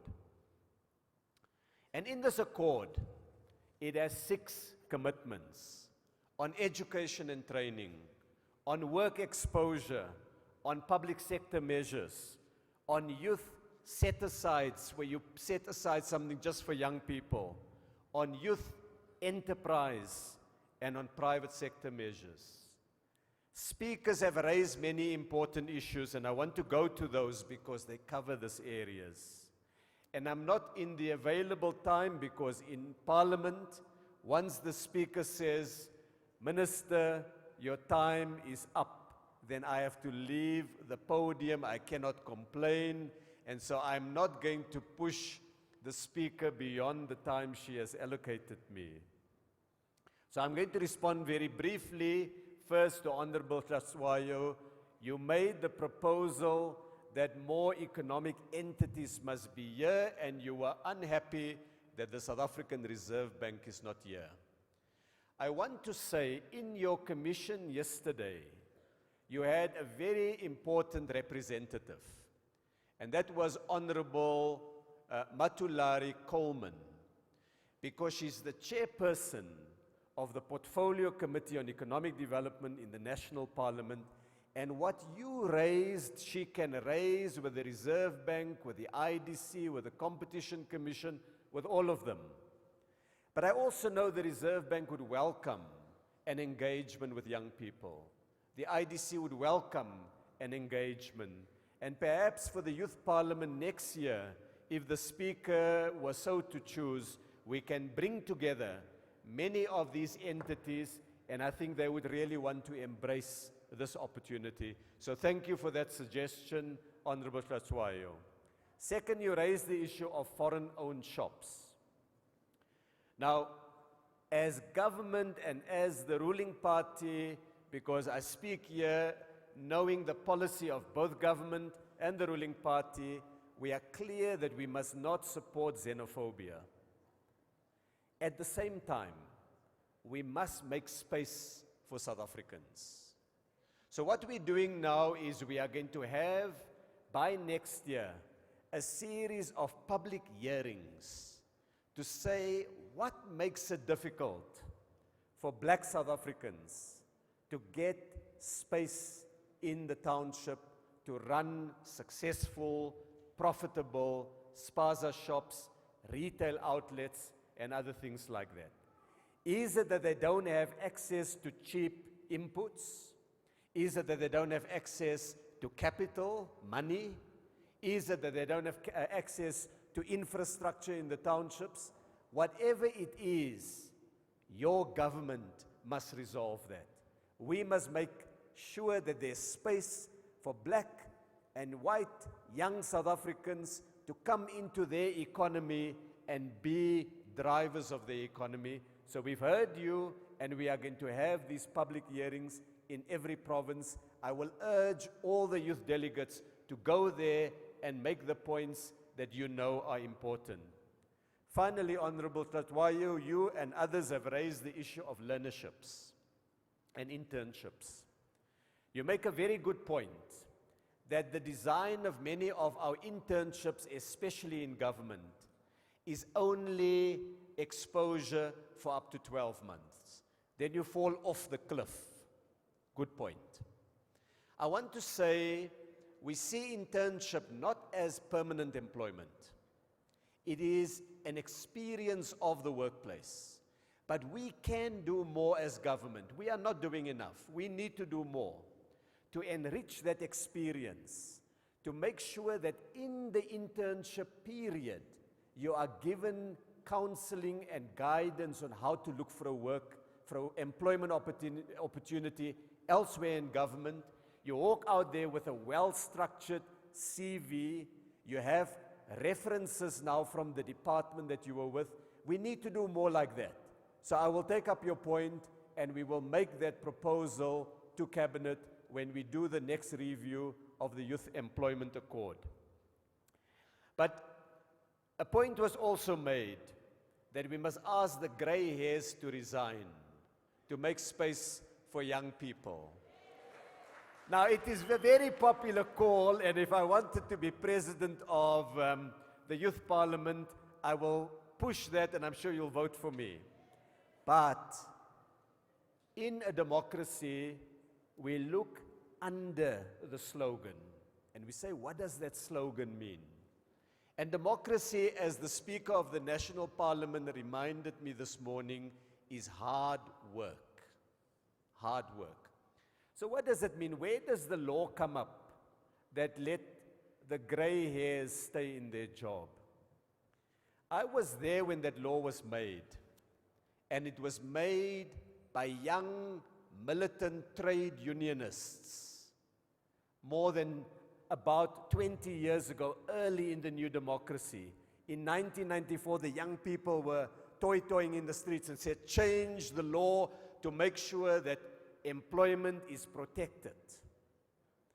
Those gray hairs, those young people are now, some of them now have gray hairs, but they were young ones.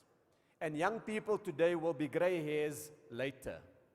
And our Constitution says fair labor practices. And our law says you can't chuck someone out of a job simply because they reach the age of 50. It would be an unfair labor practice. So what we need to do is something else. We've got to create more employment opportunities for young people. Companies and government must expand opportunities for young people. I'll give you an example. We are building today in Lephalale. Who is here from Limpopo? Is the Limpopo delegation here? In Lephalale, we are building the world's 5th largest coal-fired power station, meaning it's a massive power station that uses coal. At the moment, there's about 14,000 people working there. Roughly 7,000 are young people, 50%. Are there representatives in the Youth Parliament from Mpumalanga today? In Mpumalanga, we are building the world's 4th largest power station that uses coal. It is going to be very big. It is known as Kusile. Kusile. At the moment, there's about 17,000 people employed at Kusile. Slightly more than half are young people.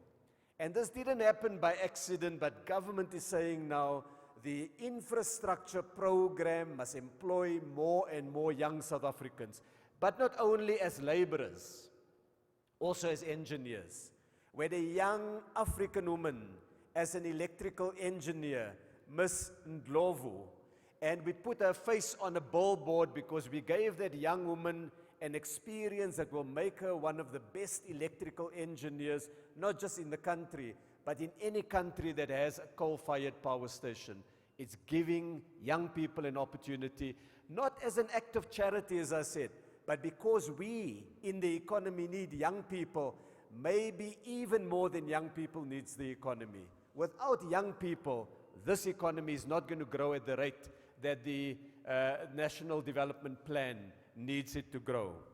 I go next to Honorable Majola. You raised the question of the IDPs. You make a good point. We take your point. But I want to say we're beginning to shift that.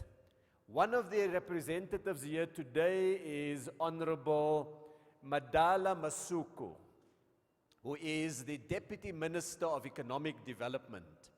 He was a youth leader not very long ago. And he has now gone as a member of the national executive of the country to all 9 provinces. And he's gone to most of the metros. And he said to them, he's helped them to see how they align, how they bring together their local plans and the National Development Plan. He says the next thing he's now going to do is the district municipalities. That's the missing bit that he's going to push into. So you are right that some of the IDPs don't reflect the national priorities. We agree with you. We want to be a partner with you in making sure that happens. You keep the pressure from the bottom. We will come in and reinforce that message. And in the next phase, we are going to do the municipalities. Honorable Anele, you raised the issue of employment, and you bemoan, as you should, the fact that we are not creating enough jobs for young people. When the Youth Employment Accord was signed 3 years ago, there were 5.9 million young people in employment. Today, there are 6.2 million young people in employment. In other words, we created roughly 300,000 new jobs. But that's not enough, because the number of young people who leave school and who leave university and who leave college exceeds the number of jobs we've created. So we are creating new jobs. More jobs are being created. Almost 300,000 more young people have a job today compared to the day when we signed the Youth Employment Accord here in Soweto. But at the same time, we need to be doing a lot more as government, and that's the message I'm taking to Cabinet from this Youth Parliament.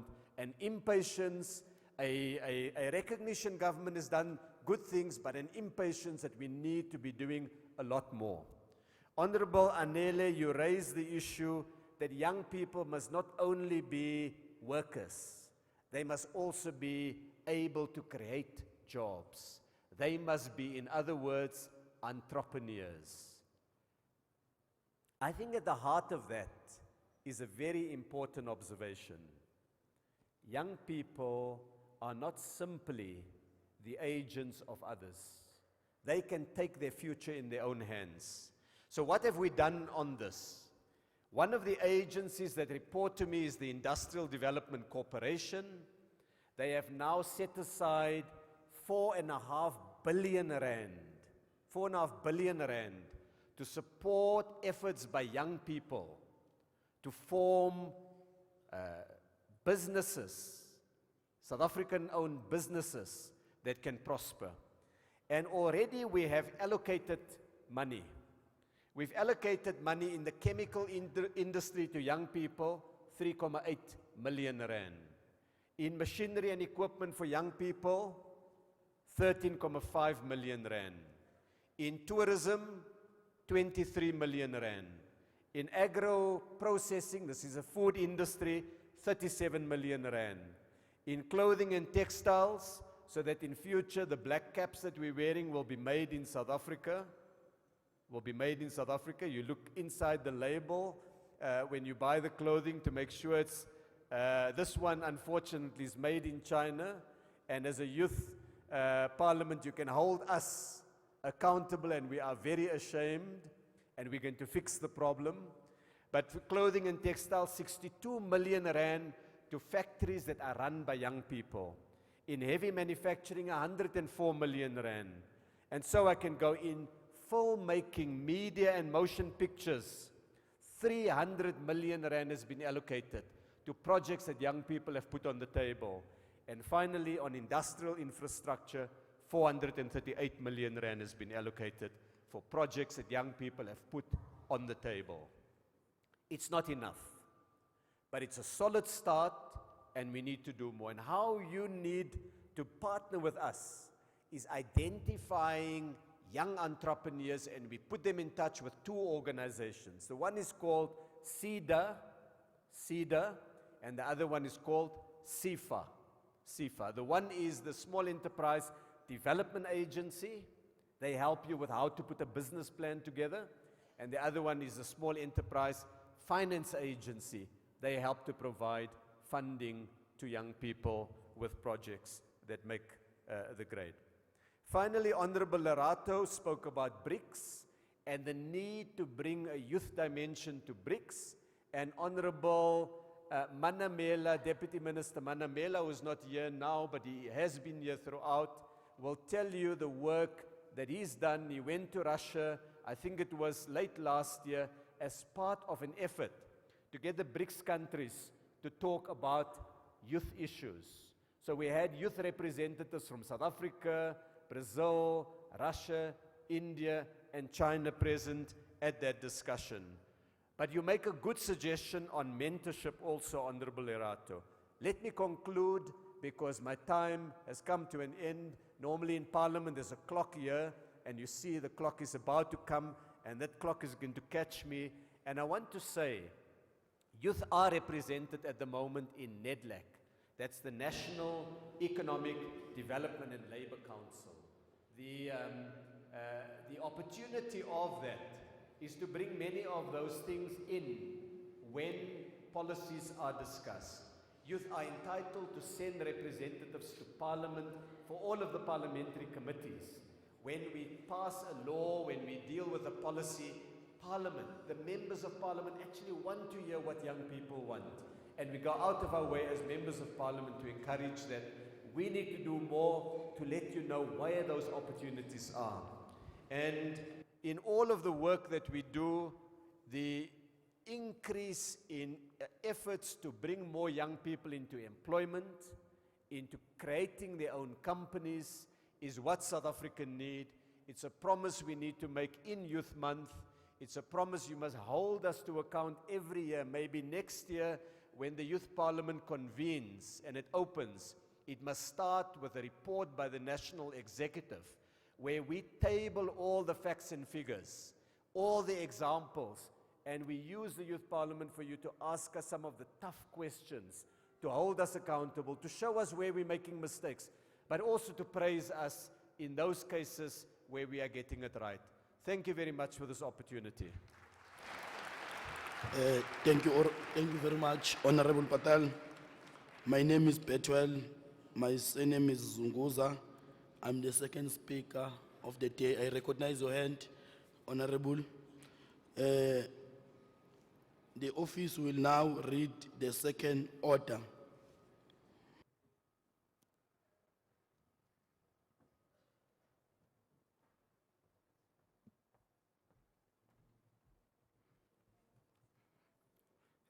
Thank you, the Honorable Speaker of the Youth Parliament. I've been assigned with a simple task of presenting the second order of the day, which deals on the debate on the report of Commission 2 on youth and access to education. Thank you. I would like to call Honorable Sebang Matopi from Northwest.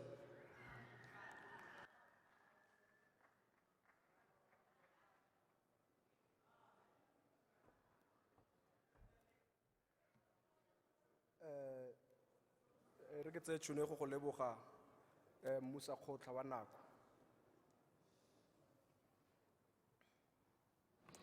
There are hands there.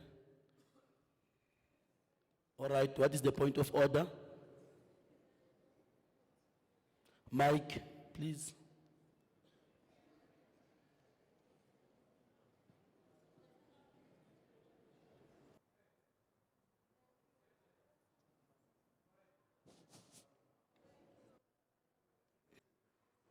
Switch on the mic. Change it. Thank you, Honorable Speaker. My name is Baba from Limpopo Province. Just a short advice.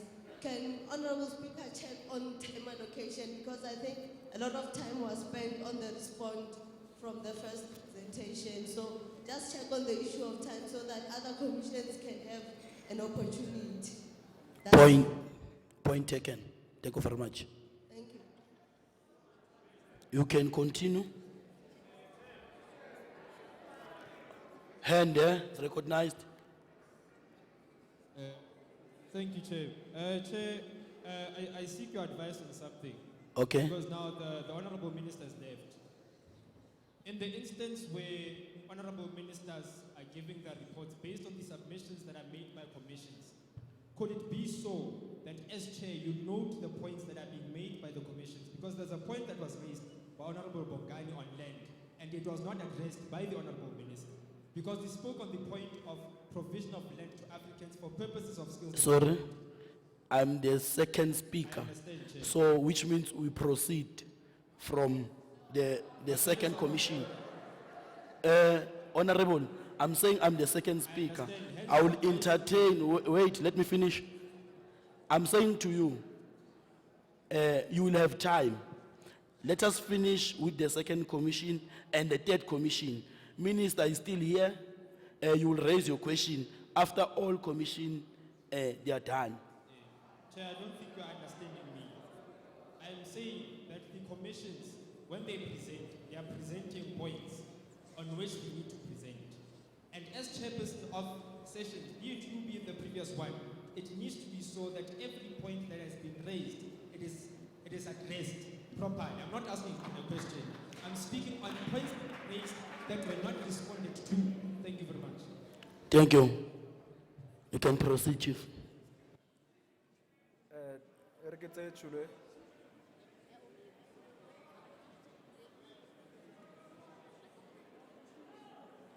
Comrades, I see honorables,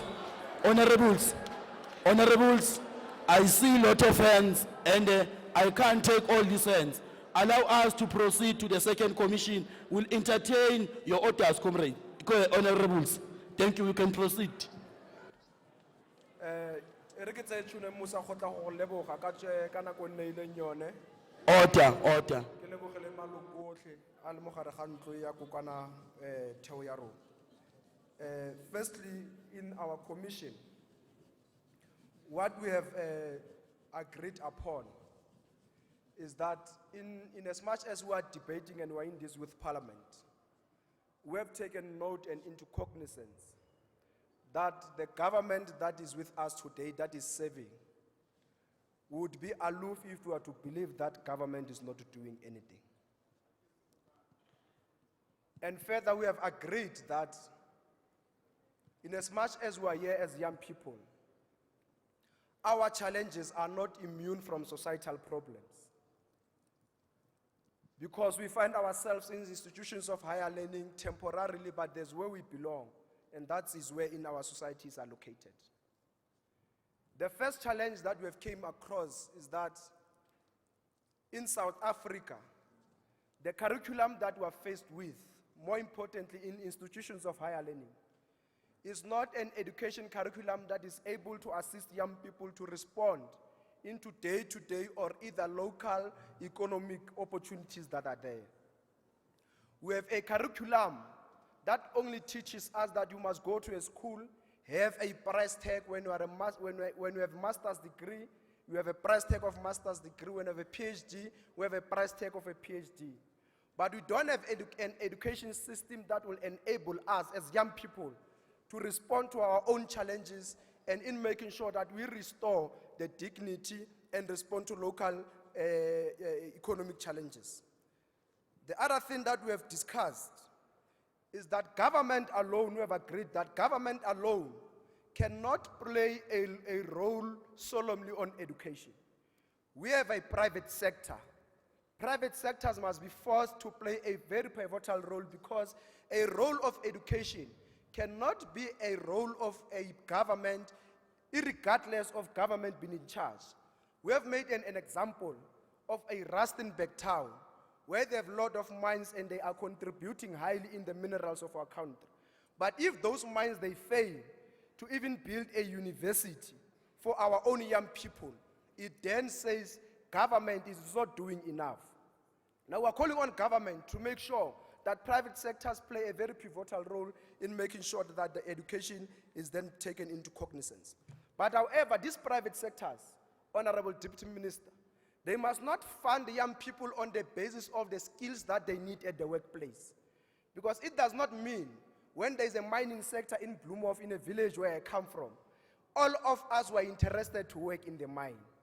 But you have a situation that these mining sectors, when they fund based on the skills that they need. They don't go beyond as to what is it that young people in that area wants to be in the future. So we are saying that government must also take that into cognizance. But we are also saying, we are calling that government must demolish the issue of the feeding scheme in making sure that we are creating job opportunities. We are saying this on the basis that on basic school, in high schools. In a high school, when we have a high school outsourcing a tender so that our learners must be fed, where else in a village, if young people can form a cooperative that will cook for that school, where young people can form a cooperative that they must produce the food that is going to be cooked in that school. So that at an ultimate point, we are not having a situation of Vuyani. Communities, they have a sense of ownership because they know when they ban, there's not going to be food. When they ban, there's not going to be job opportunities. So we are saying to you, let us not tenderize everything, but we must also create young people, because if we are going to create a society that says to us, young people must be dependent on government, I can assure you, in the next 10 years or 15 years, young people are going to find that government is giving us RDPs, but is not giving us wives. So we're going to create a very dependable young people. So we must not create that dependency syndrome in our young people. But we have further said, for an instance, the question that I've always asked, and we discussed it in the commission, if a young person wants to become a mechanical engineer, Deputy Minister, and that young person is subjected through a process of maths and science, and through that maths and science, you are expected that you must acquire 70% in order for you to become a mechanical engineer.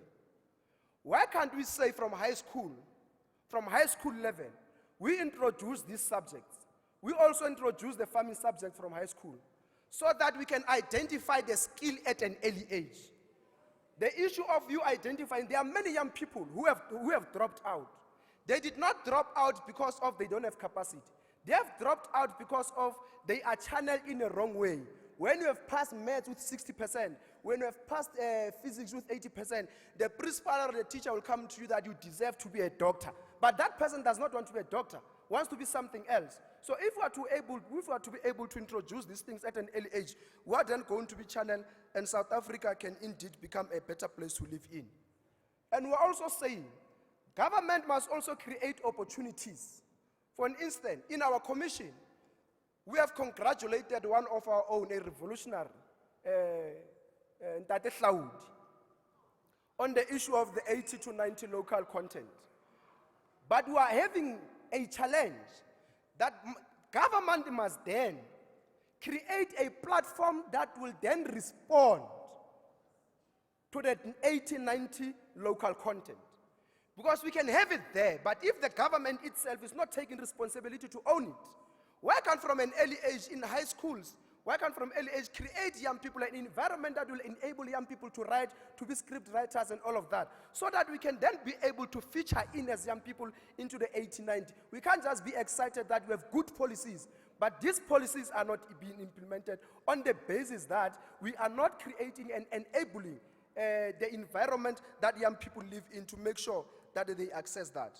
But we have also challenged one thing, Deputy Minister, the issue of NSFAS. The issue of NSFAS is very problematic and on the following basis. You have Northwest University, that is having 3 campuses. It's Potchefstroom, it's Mafikeng and Val. And when the NSFAS money comes, most students who go to Mafikeng, if not 60, 70% of them are using NSFAS. In Potchefstroom, only 20% of them are using NSFAS. At an ultimate point, you have Potchefstroom campus having a surplus. You have Mafikeng campus having a deficit. And government, who are pleading on you, you have been praying, you have been singing the issue of making sure that you deal with institutional autonomy. We are calling on you to deal with it. Because I can assure you, these campuses that were previously advantaged, Honorable they Sebang. continue. Time. Okay, they continue. Conclude. They continue to be advantaged because what they know and what they do best is to continue to make sure that their brood-bond culture is not being tampered with. That is why they don't take our own people into those schools. The last issue, when As we you conclude, conclude, as Comrade we Sebang. conclude, the last issue that we spoke about, Deputy Minister, is the issue of the points in the universities. You have a child coming from a very rural place where learning conditions are not conducive. We have a child who's from war school here in Johannesburg. And both of them, in order for them to qualify to do psychology, they are required to have same points. Under those conditions, how do you have points that are similar to the one who have been in war school? And we are saying to you, for instance, the points of Potchefstroom campus, the points of Potchefstroom, and the points of Mafike and the points of Val, they are not the same. In Potchefstroom, they will tell you to do psychology, you need 30 points. In Mafike, to do psychology, you need 20 points. On the basis that they know that those ones, they are rural, they must continue to have rural people. Here, what we want to do is to sustain our brood-bond revolution. Thank you, Speaker. Thank you very much, Comrade Sebang.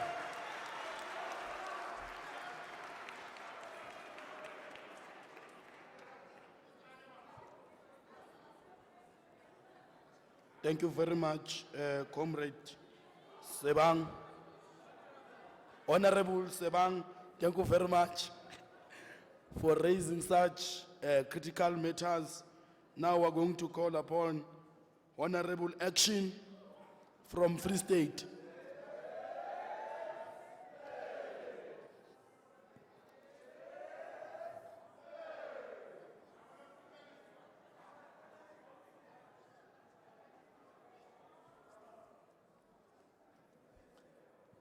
Thank you very much.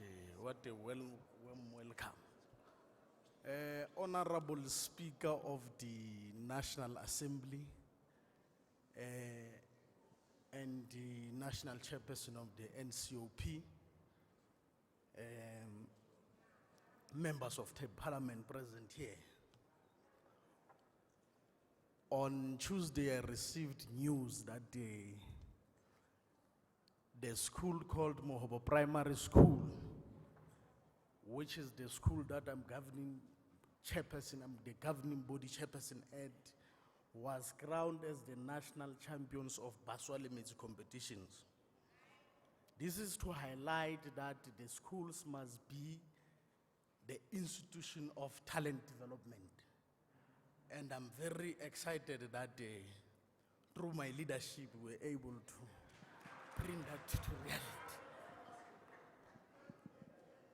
Those who read classics, I know that Honorable Member Comrade Alhaj Razingitwa knows that on the 28th August in 1918, Vladimir Lenin made a very profound contribution on education. He said that the education schools are used as an instrument of class rule of bourgeoisie. they were thoroughly imbued with the bourgeoisie caste spirit. Their purpose is to supply the capitalist with obedient lackeys and able workers. And that the technology is being used as a means of exterminating millions of workers and creating fabulous profit for the bourgeoisies. And in the commission, our responses and reaction were informed by this reality made by Lenin. That is why one of the first commission that we said was that, as the Northwest said, we said that the history must be made compulsory, because that we believe that it will assist us in ushering in the patriotic society. We believe that the education system must take the shape and form of being teaching a curriculum that discourage a ruthless competition with each other, but encourage the values of cooperation. Because we believe that the current curriculum, Honorable Mtutuzi, it encourages the competitions and it produces the docile servants of capitalists, cogs of the market. We want education that teaches us to think independently, because part of what we want is that learners must do a community work as an experiential learning. What we're trying to do is to form a form of an attachment to their communities. We will put an end to this thing of the current day, whereby we are portrayed as stars, because they are now-paced, who are a symbol, who are embodiment of thuggerism and hooliganism, burning schools, urinating at the legacy of the 1976 martyrs of freedom. We are saying those people don't represent us. They represent them and their own narrow, selfish, corrupt interest. We are saying that also that administratively, the higher education must be visible in provinces through the establishment of the Ministry of Higher Education. This is going to beef up the administration of this department, and that the disabilities schools must be established with, we should not introduce this one-size-fits-all scenario, where when you are deaf, where when you can't see, when you are limping, you are all taken there. We are saying that there should be specialized schools for different natures of disabilities. And then we are saying that part of the supreme priorities that these learners must not be there, because it's not us and them. There's nothing like that. It's us as a whole.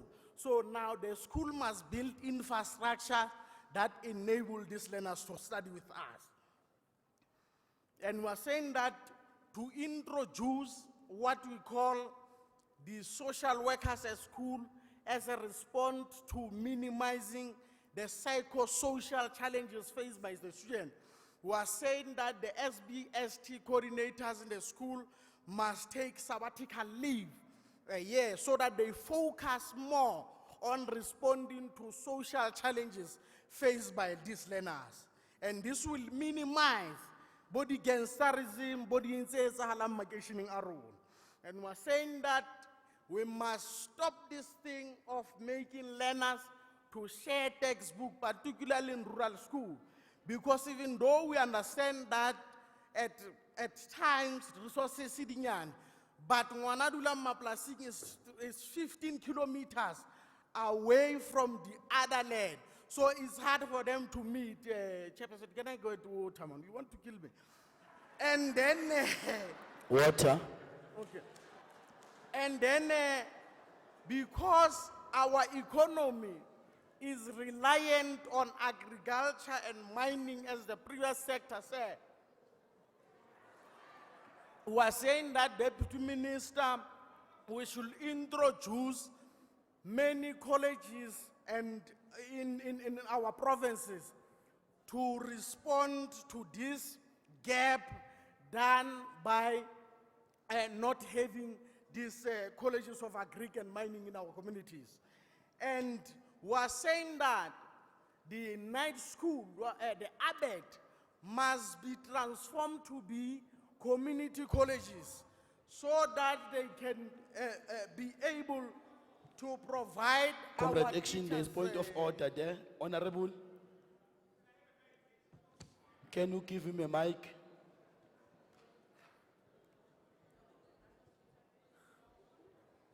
My time is safe. Ne? You have Yeah, passed my time. Simon Msibang, I'm rising on rule 18.5. Yeah.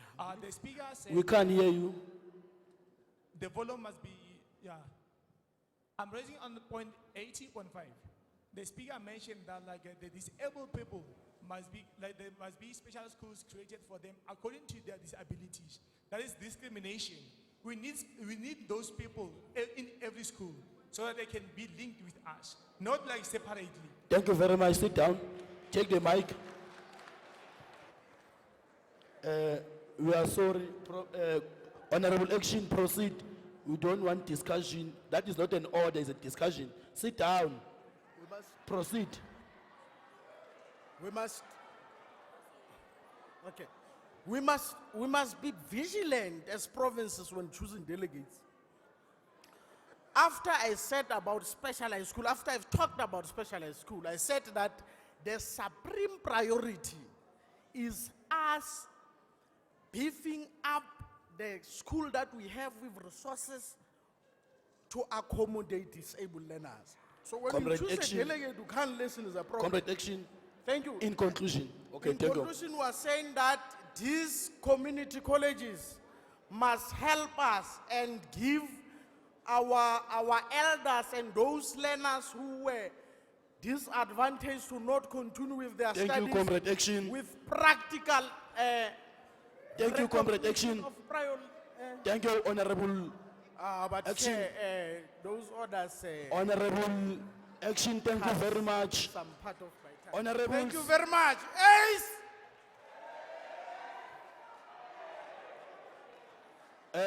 Honorables, we are not here to make ourselves popular.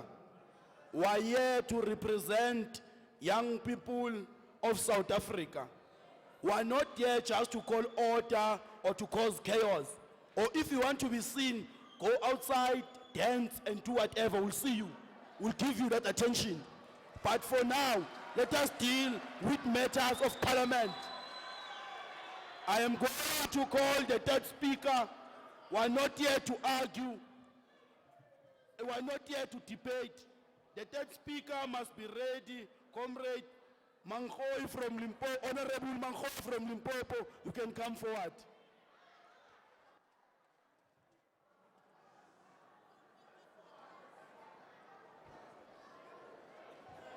Honorables, this is a youth parliament. Adults must sit down, must listen to young people as we proceed. Proceed. Honorable Mangoy, proceed.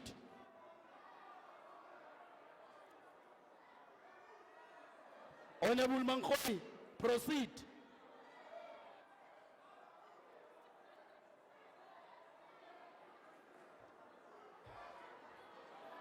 Honorable Dan, where's the mic?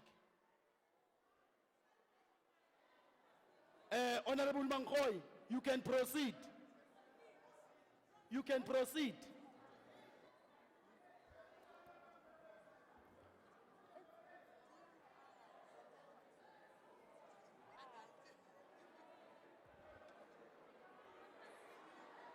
Order, please, Honorable, sit down. Thank you. I can proceed. proceed. Okay, okay. On behalf of the Youth Commission about access to education, I will be addressing the issue that was that has been.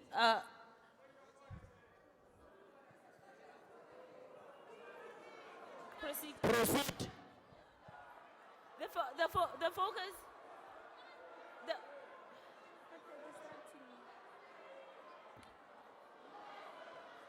Let me protect you. Let me protect you. Honorables, please sit down. I will entertain your orders. Just raise your hand. Sit down.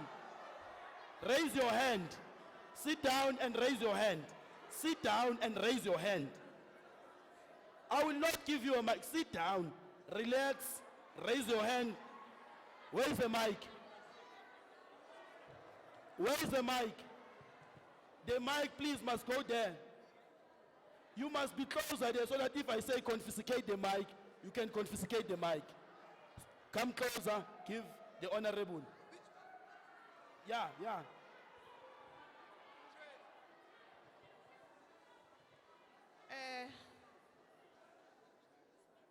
Good afternoon, honorable members. Honorable Speaker, I rise on the rule 80.5. And the point is from you. You called an honorable member by comrade. We are all honorable members in the House. Please recognize us as honorable speakers. Thank you. Honorables, I am sorry to mention the word comrade. All of you are honorables. I withdraw. I apologize to the House. Continue. I proceed. Under the Commission of Youth Access to Education, we have been posed with a question on how we can assist to protect the facilities from being destroyed under the protests that we're having in communities and schools. First of all, we have highlighted as the Commission that the protests are a result of the government failing to deliver promised services to the communities. That's why we're having the protest in the first place. So, the resolutions that we're having to the higher education, we are urging for the higher education to partner with the SAPS. The South African Police Services, the police must monitor the protest where we're having an earmarked designated area for the protest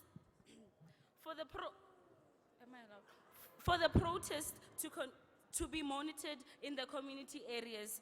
We're also saying in terms of unexpected protests, it should be a policy and a norm that the first thing is to deploy the police to the schools to protect the schools from being destroyed by the protesters.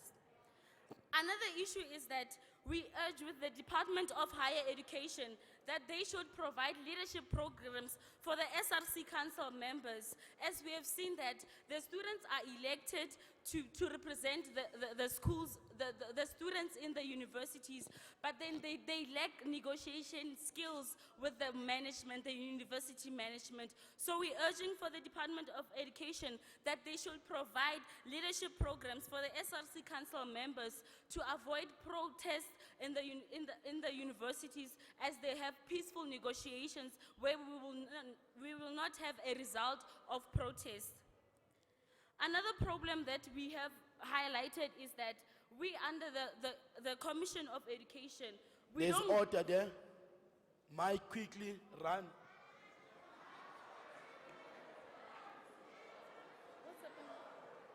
Honorables, we must try to check the issue of time. We are from different provinces. Others, they must fly back. Others, they must drive home. We must check the issue of time. Thank you, Honorable Speaker. My name is P. You can proceed. Thank you, Honorable Speaker. My name is P.M. Mhlongo from KwaZulu-Natal. The Honorable Speaker on the floor has made an assertion that the rationale behind the service delivery protest is as a result of government failing to deliver services. That has not been proven and is misleading the House. She must withdraw that statement. Thank you. Honorable, they will advise me.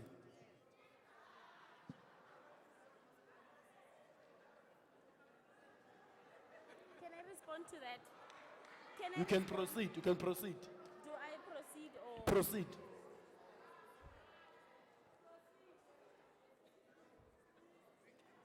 Do I address him or do I proceed? I proceed, I proceed. We are urging with the, we are saying that we don't want a defensive government, but we want a proactive government. We must not wait for students to have protests for the government to satisfy our needs, especially in education. We have policies that are already there. We have national youth policies. What we should focus on is a way forward. We should be focusing on implementation instead of always meeting and making policies. We are saying under the commission that our problems don't start on the 1st of June and end on the 31st of June. This thing of having the National Youth Parliament only once in a year, only during the June month should stop. We should have an evaluation and monitoring system. Needed it be in each and every province, we will have to have an update on our resolutions that were presented today. We are urging with the government that they should stop creating programs only for, if it's Women's Month, they create programs regarding to Women's Month. If it's Youth Month, create programs regarding to Youth Month. So, I repeat, we need evaluation and monitoring offices in each and every province regarding the National Youth Parliament, so that each and every month, or even if we will have to employ people, each and every month, we have daily basis where we follow up to the resolutions. If we have to meet a month, we have to meet a month, and we have to have a report saying that we had a resolution under the economy, we had a resolution under the commission. As a province, this is what we have done. As a province, this is what we have done. So that we could have a way forward instead of implementing policies each and every day. As we conclude, And as I conclude, the Freedom Charter stated that the doors of learning shall be open to all. So, as I conclude, I'm saying that there is nothing for us without us. So we need to be included in the youth need to be there chairing each and every day in the decisions that are being taken for us. Because there will never be anything that will be done for us without us. We are the youth that are suffering each and every day, and we are the ones who experience these things. So we need to have the youth up there who are the ones leading us. We're not saying that we want to rule.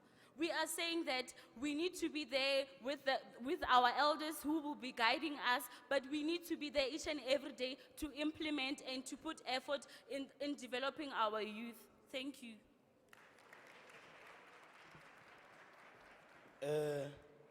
Thank you very much, Honorable Lee. I will take two hands. The first hand,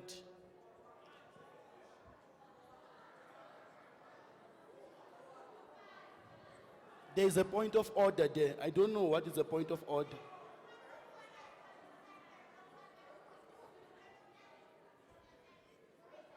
I think,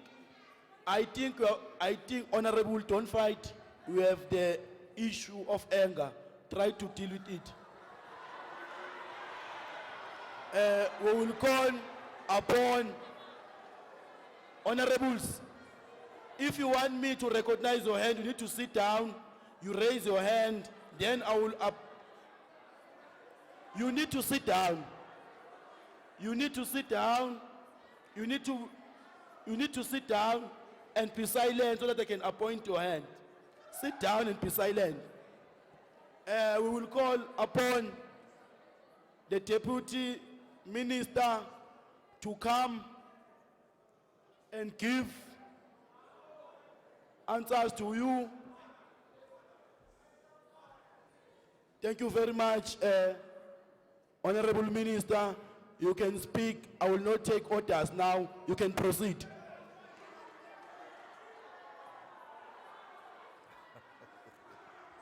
Honorables, honorable, you can't scare us with your voice. You can't scare us with your voice. All of us were young here. And all of us, honorable, sit down.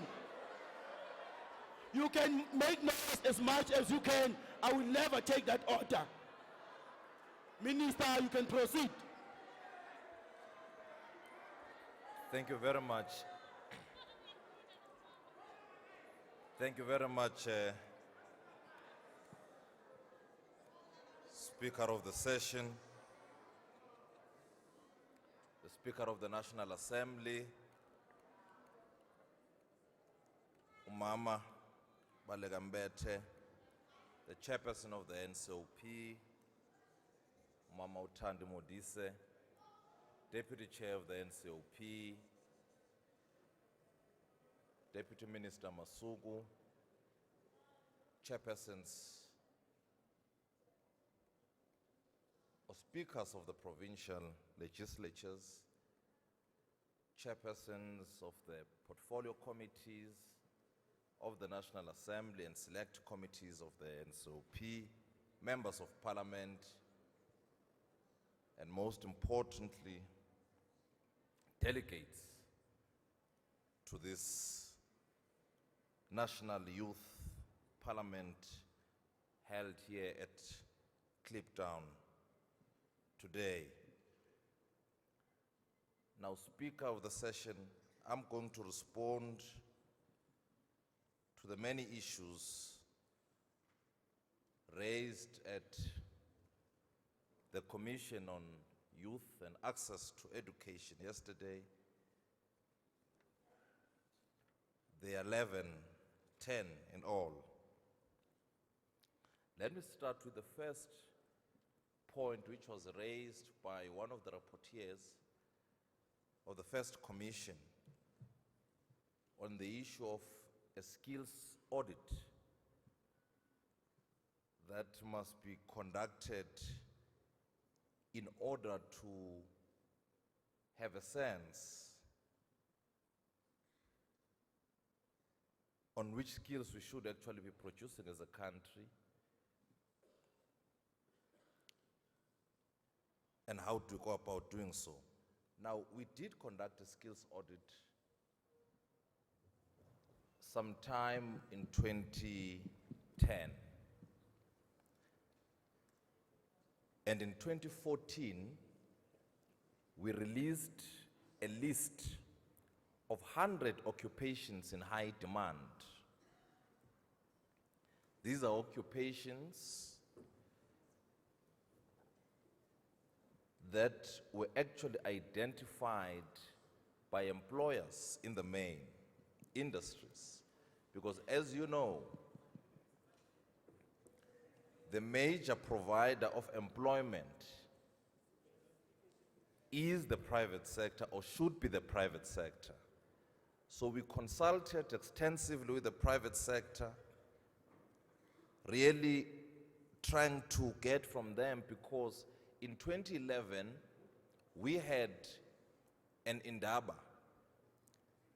a skills indaba, where we invited employers in their majority.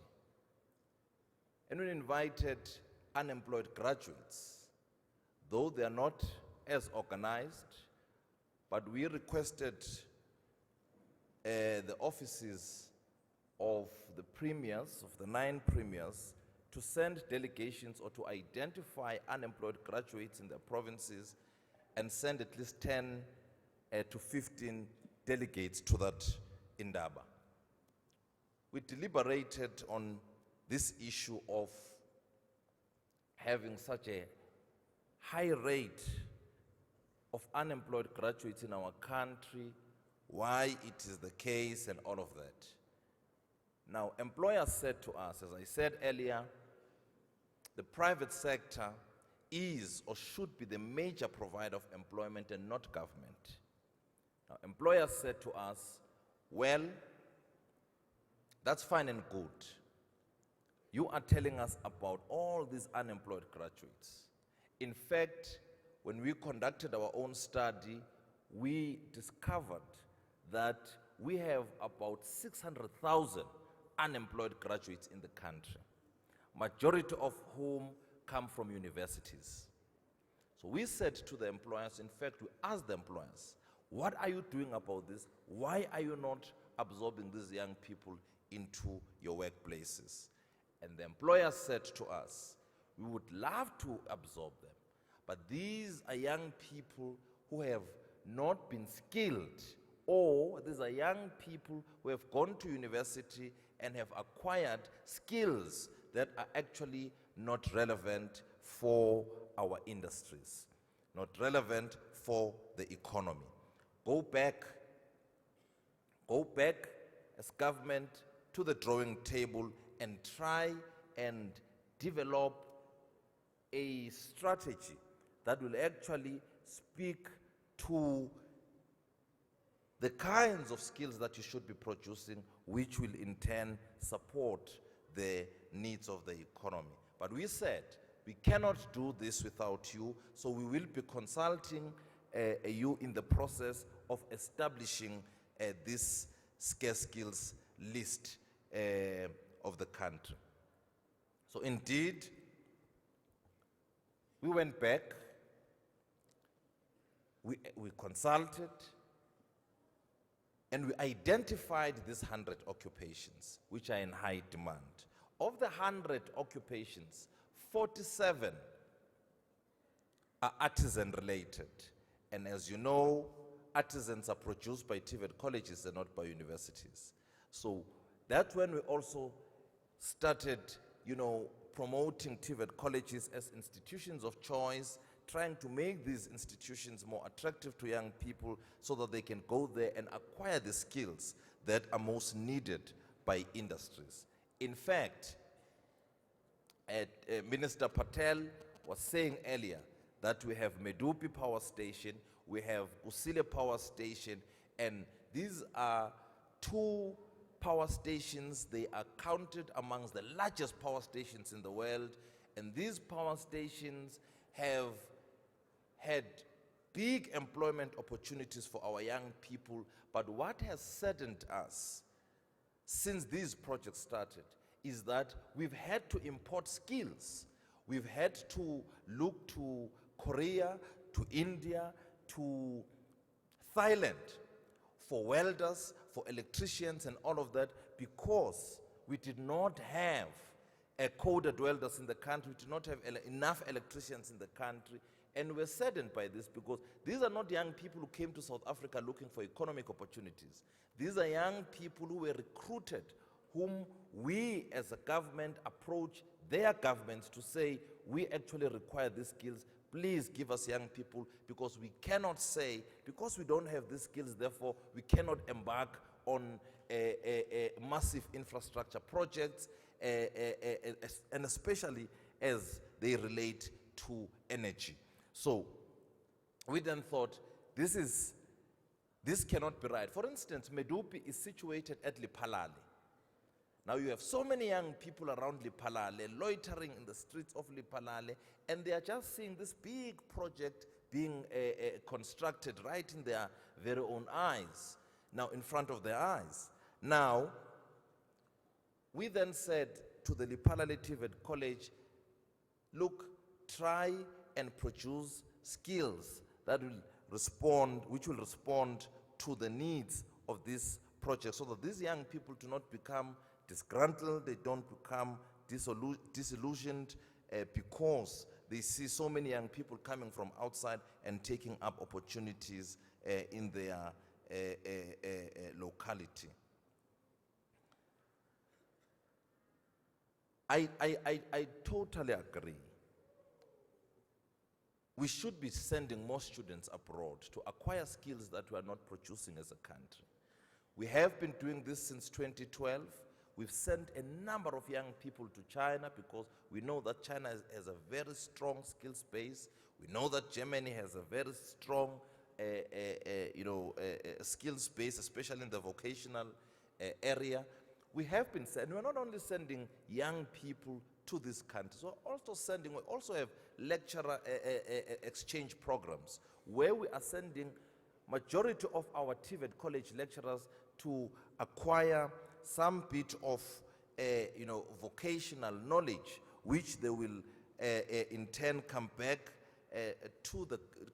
with it to the country, and then impart to those that they teach in the different institutions. So we are doing this. We have a number of students who are in Russia studying nuclear engineering, studying medicine, studying rail engineering. A number of them are in China. In fact, a majority of them are in China studying engineering. We have been offered by the Chinese government about 2,000 scholarships for young people to come and study towards artisanal and engineering career or fields of study.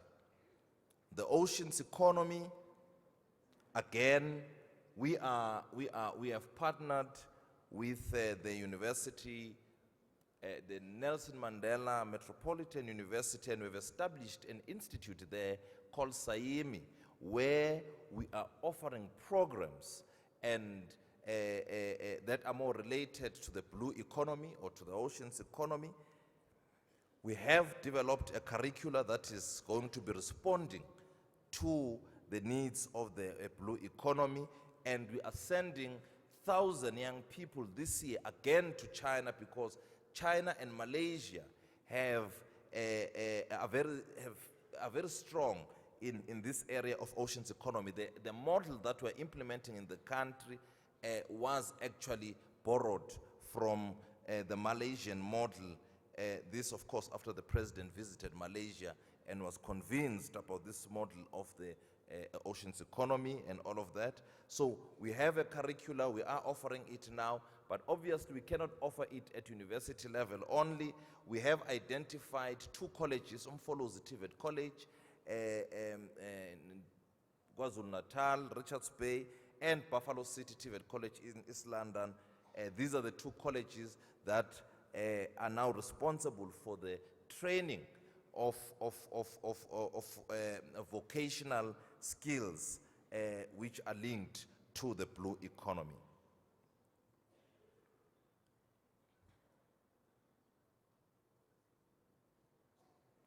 I think I've spoken to the issue of the need to actually develop skills which will respond to the needs of the economy.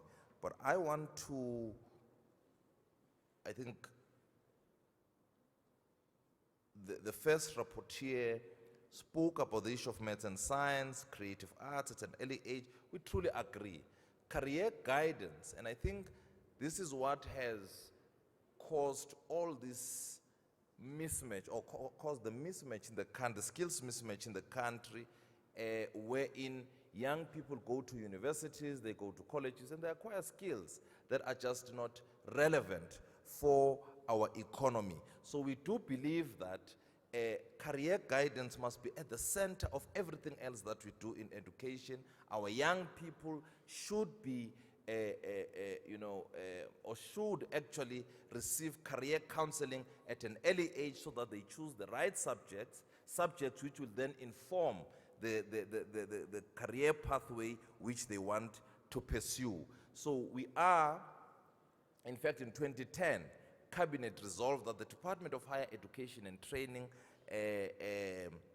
should be responsible for career development in the country.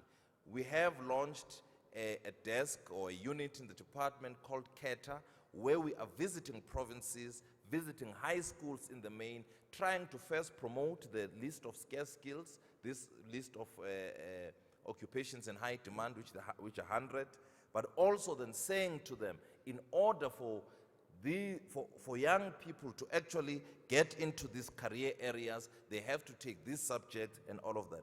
We are convening workshops for life orientation teachers, because what has saddened us and with all these questions. Okay. What has saddened us, Speaker, and Speaker of the National Assembly and Chair of the NSOP, is that when we go to these high schools and when we ask our young people if they know much about being an artisan, they say no. If you ask the teachers, especially the life orientation teachers, they also say no. So this is a problem for us, because clearly then, if they are the ones, if the LO teachers or life skills teachers are the ones responsible for advising and for counseling these young people about the career opportunities, the career areas which they should be pursuing, and if they don't know much about careers that are in high demand, then it means we still have a long way to go, and it is going to be a problem that we will sit with for a very long time. On NSFAS, and in this regard, by the way, I must mention this, the Department of Basic Education is reviving technical high schools. So this, appetite of young people wanting to go into vocational, going into the vocational stream or technical stream will be then, encouraged at a much earlier, at a much early stage, so that young people do not, arrive at universities and are now told they should be pursuing engineering studies or go to colleges and be told to actually take up artisanal. Your time is up, Honorable. On NSFAS?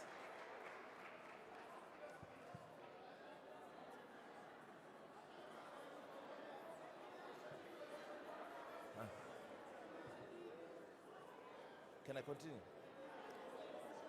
Can I continue? As you summarize, Honorable. Okay. Let me speak on NSFAS.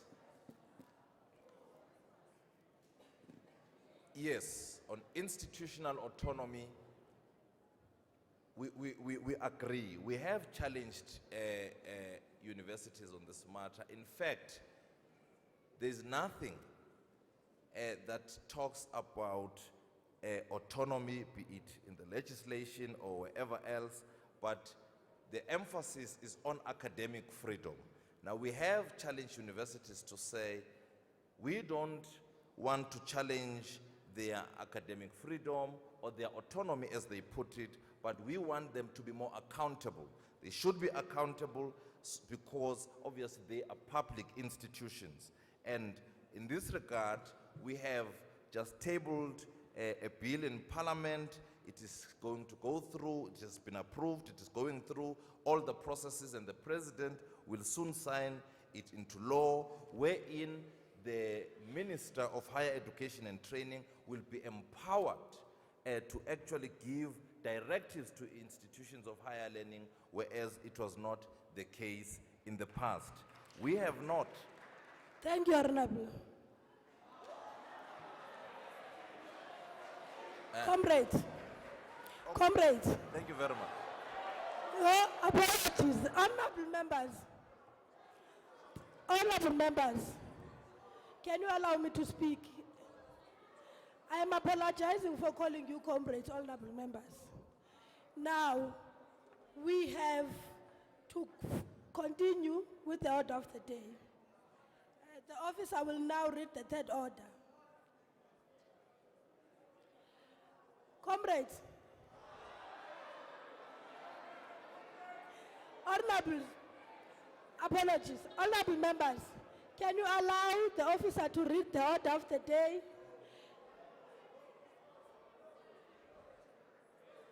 Can you write down the order? Honorable members, can you sit down, write down your order, and send it to me? Continue. Thank you, Honorable Speaker. Honorable members, allow me to proceed with the third order of the day. Debate on Commission 3 report, the role of youth in creating social cohesion, transformation, and participation in decision making. Thank you. The Honorable Judy Khabaibone from Northwest.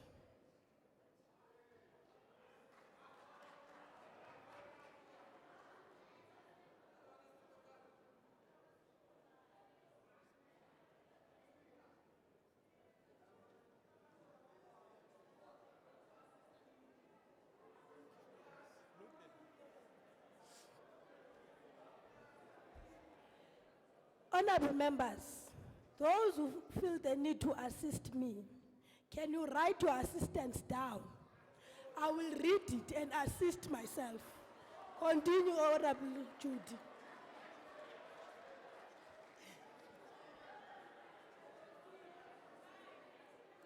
Proceed, Honorable Judy. Thank you, Honorable Speaker.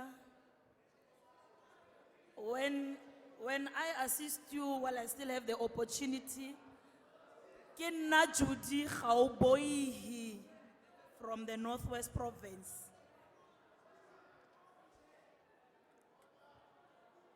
The commission that we are having, the role of youth in social cohesion, re tswa re tloga ko di-provinceng di le robongwe ka go farologana. Let me protect you. Honorable members, honorable members, honorable members, I advised and I said all who have orders, they must write them down like this are honorable. Now, we are going to proceed, honorable members. You must come down. We are going to proceed. Honorable Jude is going to proceed. Proceed, Honorable Jude.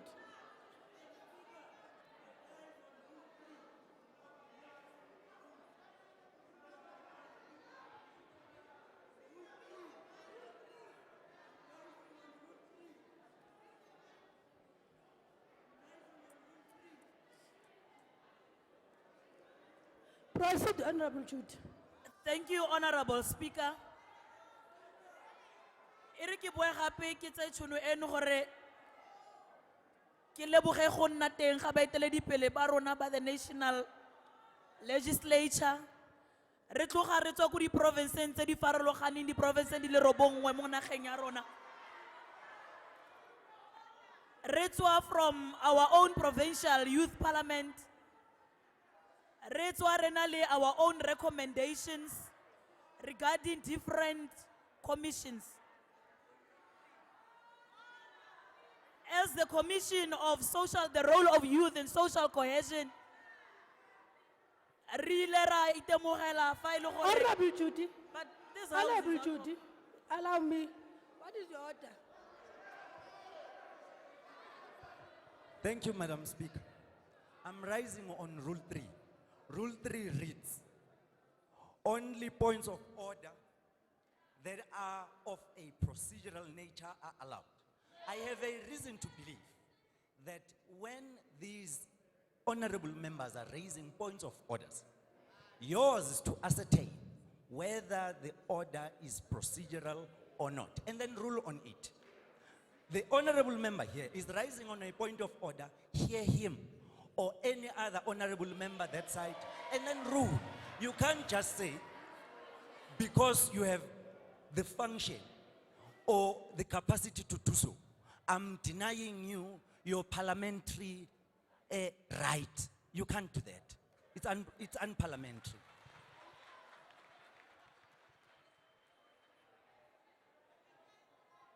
Honorable members, I am not sure whether these hands that I see are going to respond on the order at hand. But with my understanding is that when there's an order at hand, we must rule on that order. Then we can continue. Are you going to rule on that order, honorable member? Then sit down. I have listened to the order.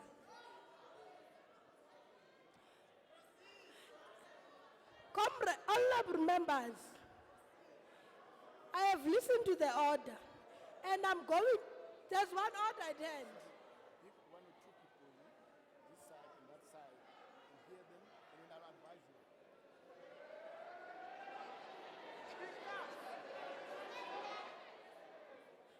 Honorable member, give that honorable navy shirt, t-shirt. Thank you, Speaker. Firstly, Speaker, we wanted to assist you. The Honorable Minister was still responding. And when you are depriving us information from the minister. Yourself, you are out of order, Honorable Speaker. As I submit. Said there is set time for responses by the ministers. That's it. Honorable member.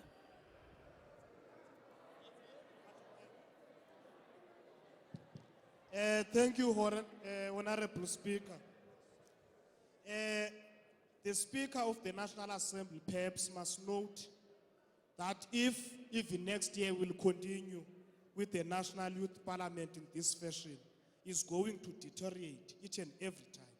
Therefore, I suggest that the provinces, when they make delegation to the National Youth Parliament, they must do that with the consultation with the South African Youth Council, so that everyone who is coming here is having a mandate of the province. Secondly to that, Chair, there is a rules here. We can all interpret these rules even better than others that they think they read these rules. The rule number 1 is saying a delegate may speak only when he or she has been recognized by the chair.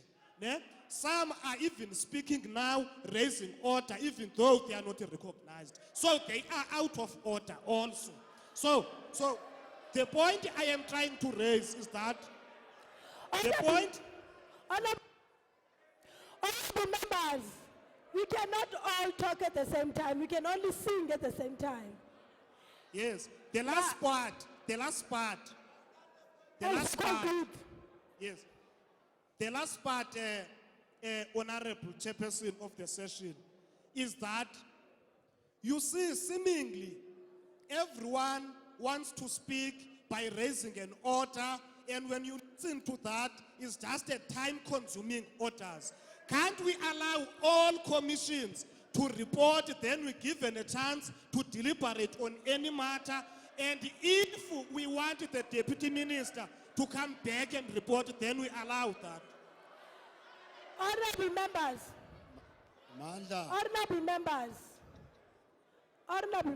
can you sit down, comrades? Can you sit down? I'm pleading with you, comrades, to sit down. The order here from honorable member from that side is saying Honorable Manana was not speaking enough. There was time allocated to Honorable Manana. The time ended, I notified Honorable Manana, and I've extended the time to Honorable Manana. Any other additions to come from Comrade Manana's response, we will allow if there's time.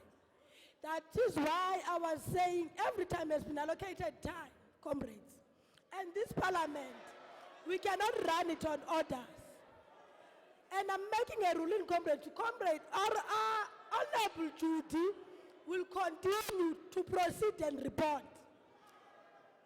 I have noted the orders, comrades. Proceed, Honorable Judy. Thank you, Honorable Speaker. Shaka ke setse ke tlhalositse gore re le di province re tswa from our provincial youth parliaments, re tla ka di recommendations go tla go kopana le other provinces in the national youth parliament. Ka go tlhoka lesego is it's only the Northern Cape that was not given the opportunity to be part of, to have their own provincial youth parliament, but they had youth summits. Continuing as the Commission for Youth, the role of youth in social cohesion, re ile ra itemogela gore mo nageng ya rona re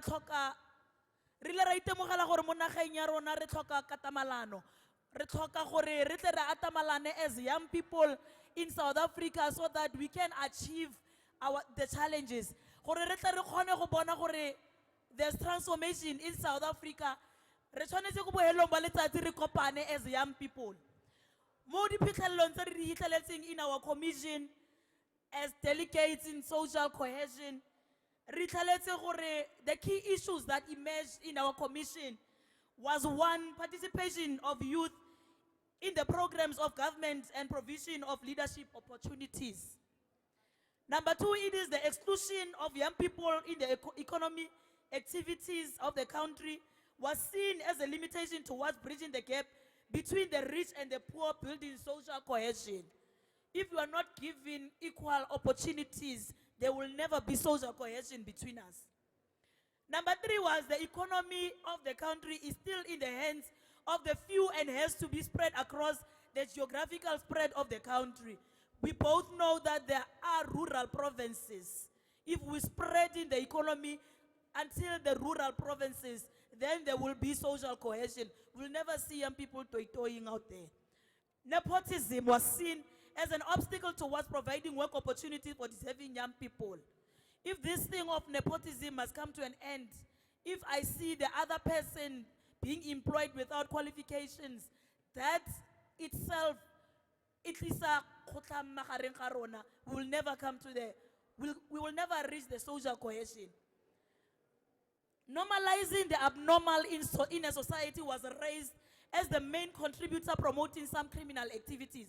For example, when a society finds it appropriate for a crime as raped to be labeled as a rape culture, then we must know that we are a society that is not going to head on to the social cohesion.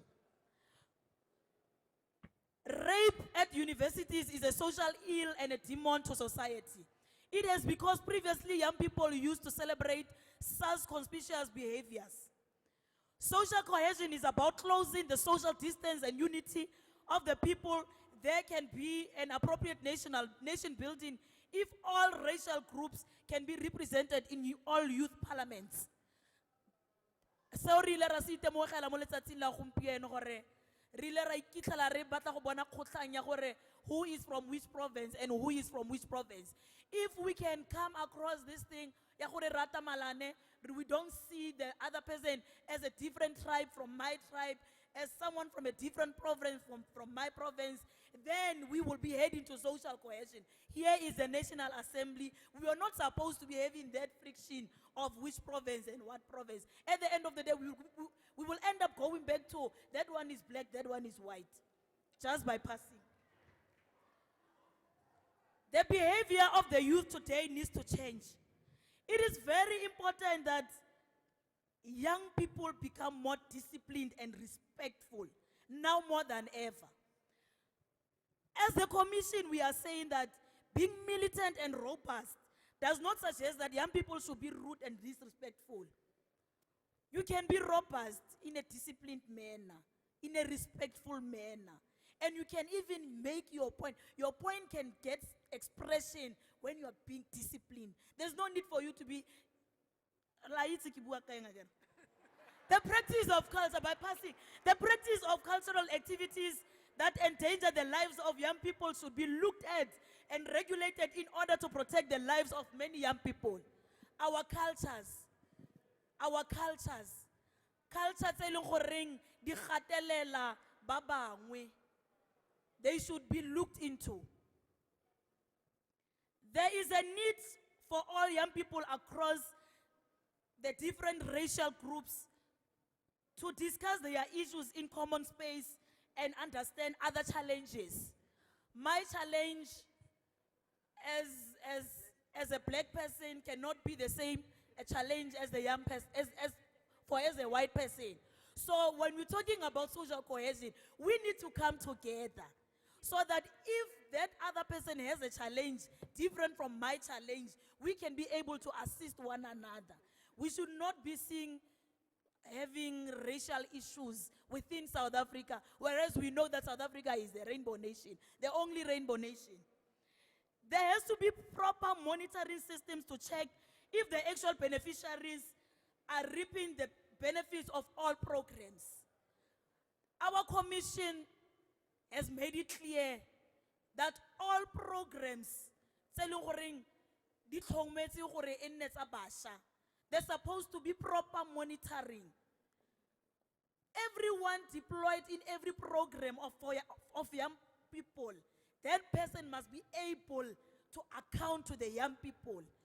It can't be correct that we are having a national parliament today and next year we won't be having it, because it is time for every program of young people, every person deployed and employed in those programs. They must come back and tell us what have they achieved. We cannot always be having policies that are not implemented and those policies are not monitored. I thank you, Speaker. Thank you, Honorable Member. We call upon Nwabisa Dano from KwaZulu-Natal. Honorable Nwabisa Dano.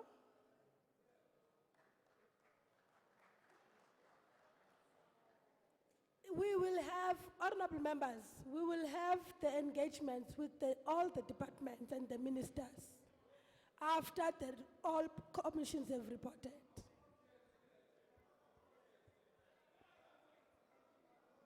Honorable members, you can raise your hand. Proceed, Honorable Dano. Honorable Speaker, every year about this time, we take a pause to commemorate the Selfless Act by the youth of 1976, especially the popular incident of June 16 Soweto uprising. This is a reminder of the powers that young people possess when confronted by circumstances that threatens their well-being, and today we celebrate the role of they played in fighting apartheid and their contribution in liberating this country, especially the mind of a young person.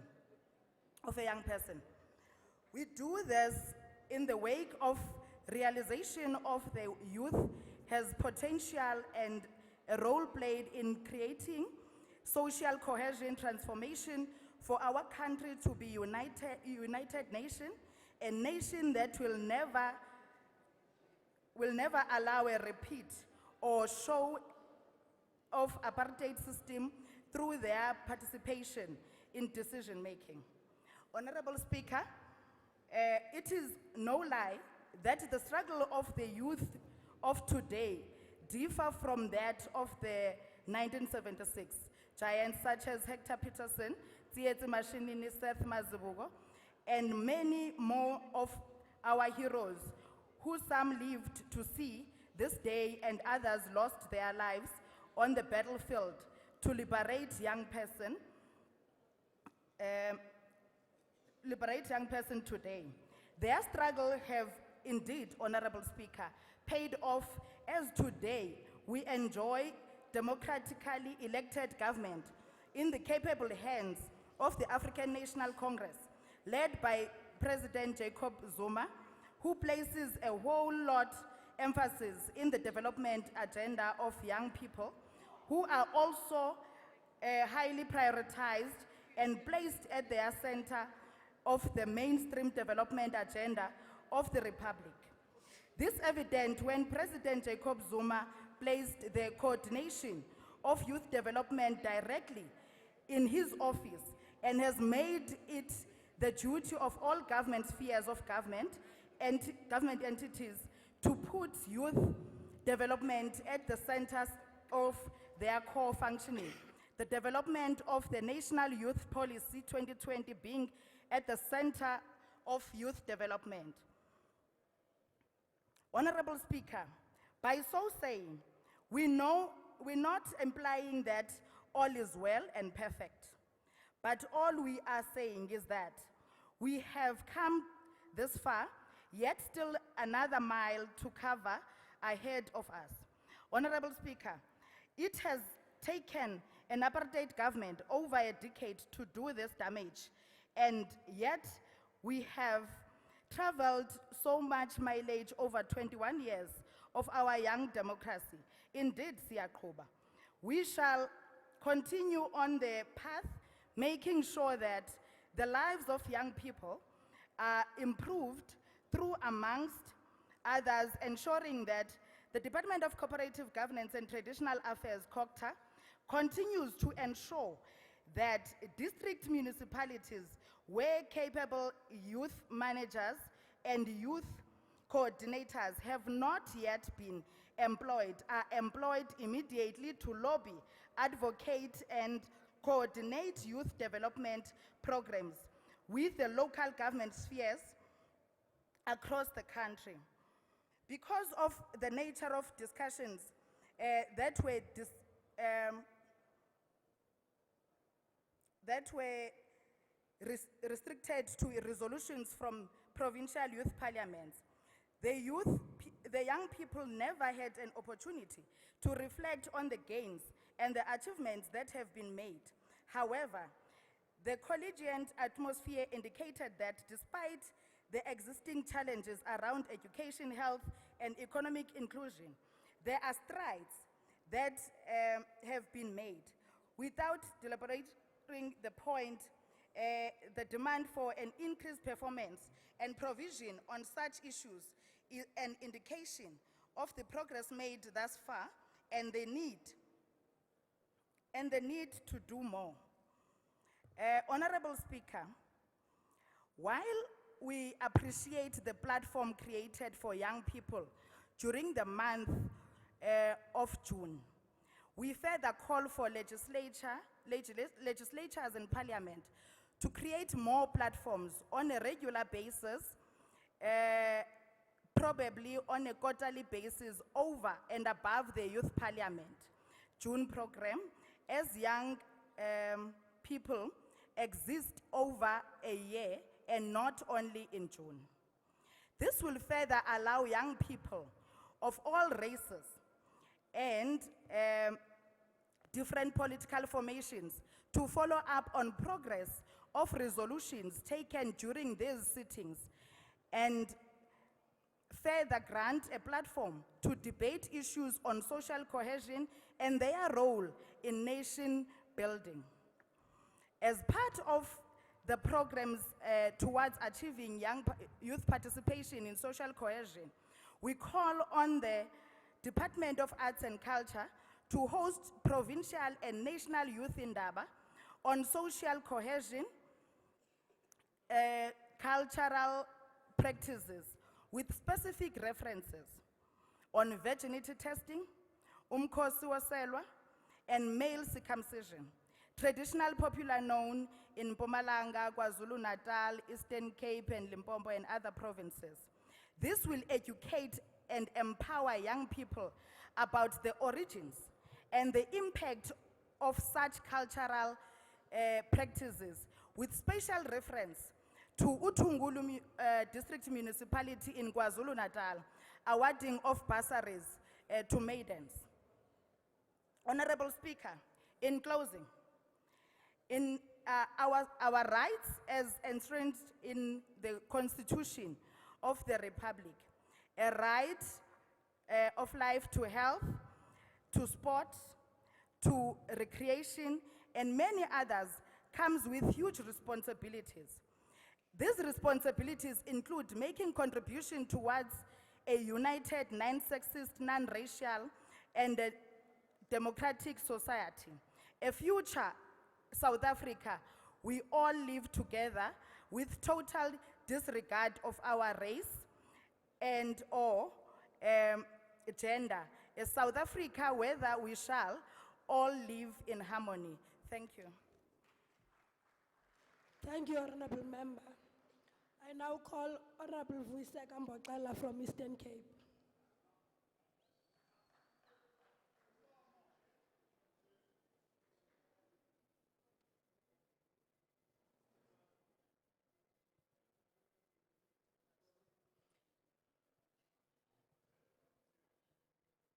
Is that an order, Honorable?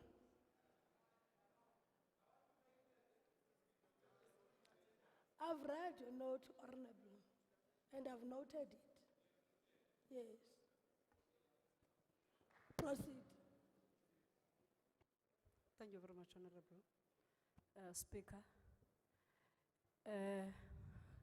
Greetings to the Honorable Chairperson of the NSOP, Mama Thandi Modise, Honorable Chairperson of the Legislature, Mama Balega Mbete, different dignitaries present here, and also the Deputy Minister, whom we can recognize as young people, Mr. Mtumanana, our own commission, as it has been alluded by the previous speaker. We have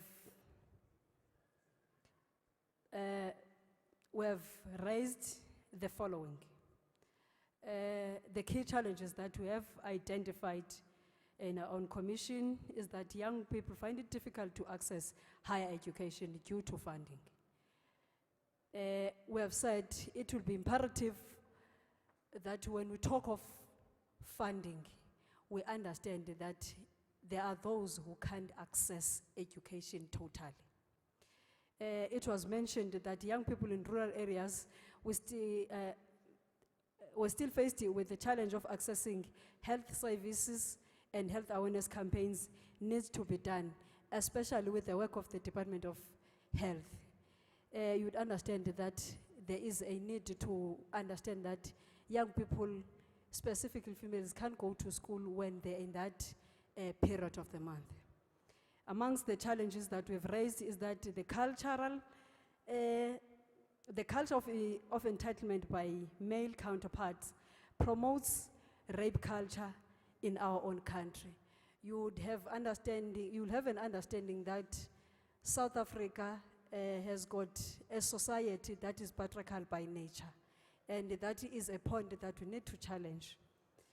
We have also said youth sexual activities used to be celebrated and has become common to a point that rape culture has taken over, especially in institutions of higher learning. Those who are able to watch TV, they would have seen that breaking in our own institution in Rhodes University. We have also said the social and economic inequalities are the root cause of social disintegration. The difference between the have and the have-nots is the one that makes it very difficult for South Africa and South Africans in general to say we are having a common goal, because the have and the have-nots, they've got a very big distance amongst each other.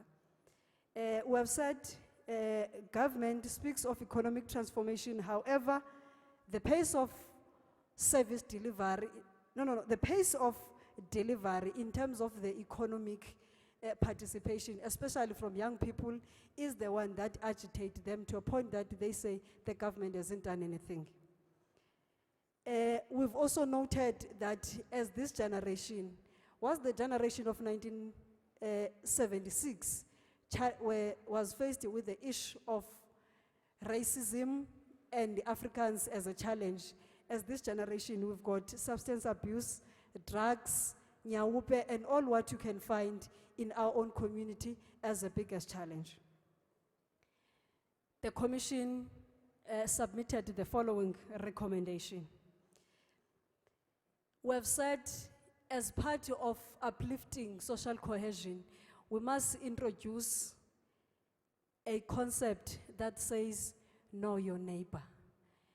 It might be a concept that is new, but if you read through the organization that many of us love, you will understand that there is a spirit of Ubuntu. We have said government, through the Department of Health, must identify provinces that have high death rate of initiates and introduce cultural village to regulate the initiation school. As the Eastern Cape, we came here, already media was reporting that 3 young men who have lost them in the initiation school. It remains our own conviction that if the province has got no capacity to build or to talk about establishment of cultural village, the national government must be able to go to a point where we identify provinces that have got that as a challenge. And when we talk about the cultural village, Honorable Speaker, we don't necessarily prioritize initiation, but we say culture in its own inclusivity. We have said also in trying to address the challenges that are found in different provinces, the National Youth Service should focus on education empowering young people with skills. In the context of KZN and Eastern Cape, come January next year, we'll be faced with the challenge of education. And we are saying as a commission, it will be important that the National Youth Service gets to be focused in province according to its own challenge. If in Eastern Cape the challenge is education, National Youth Service must focus on that. If in KZN the challenge is the skills development, largely, the National Youth Service must focus on that. So we're trying to say the challenges that are high in province must be addressed through National Youth Service, looking at its own characters. As it has been already highlighted by the previous presentation, that we need to have a body and we need to have a way of monitoring and guide our own resolution that we take. We have further said, given the fact that we do have National Youth Development Plan, it will also be important to take it as a resolution that South African Youth Council must be made a statutory body of government. When we say statutory body, we are trying to make sure that resolutions that we take and policies that we take and produce and present them to government, they don't get to be reviewed or attended to only in June. But there are young people that are there, that are monitoring, that are watchdogging their own decisions. We have said as a commission that it is clear, it is there, that the economy of the country is still within the minority. And the further hampering issue in the youth participation in the economy is a prerequisite that is there for anyone to tap into the economy. And when we talk about the prerequisite, what gets to be needed for you to build grade 7 road is the one that hampers a young person to participate in that.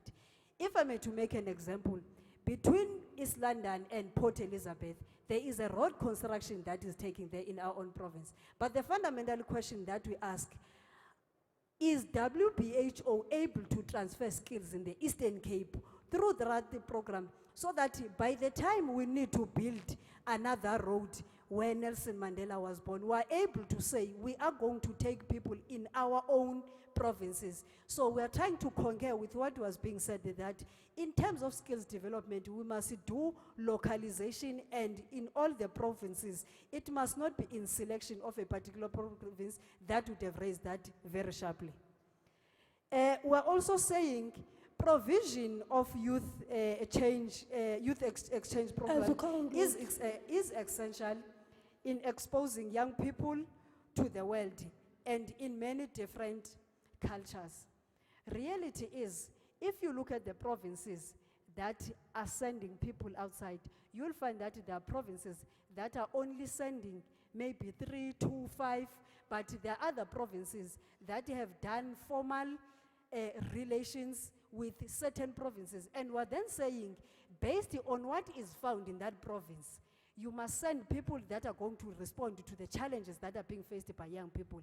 If in your own province, maybe in Northwest, the issue that we are having is plumbing or is something that to do with carpentry, when you talk of exchange program, it must respond to what we have as a challenge, and the exchange program must not be only for a minimal number. Honorable member, you're out of time. The last one will be that when we talk of transformation, we must be able to see multiculturalization of high school. We must see schools in township having white teachers. We must see schools in urban areas having black teachers. We must see schools where issue of culture is represented without saying that this one comes from Soweto, this one comes from Sandton. The teachers even, they talk to racial colors. Thank you very much, honorable members. Thank you, honorable member. That concludes the debate of on this commission report. I now invite the Deputy Minister Manana to respond.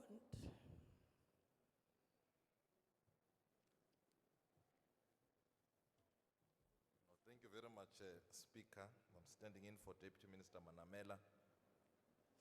Going to respond to some of the issues raised. Now, the first point was about the youth being part of leadership. And I must just report that I think the government led by President Zuma has made tremendous strides in integrating young people into leadership structures. We have young people in the executive, we have young people holding very prominent positions in parliament as chairpersons and whips of portfolio committees. We have young people in local government who will be or will become mayors in the next couple of months.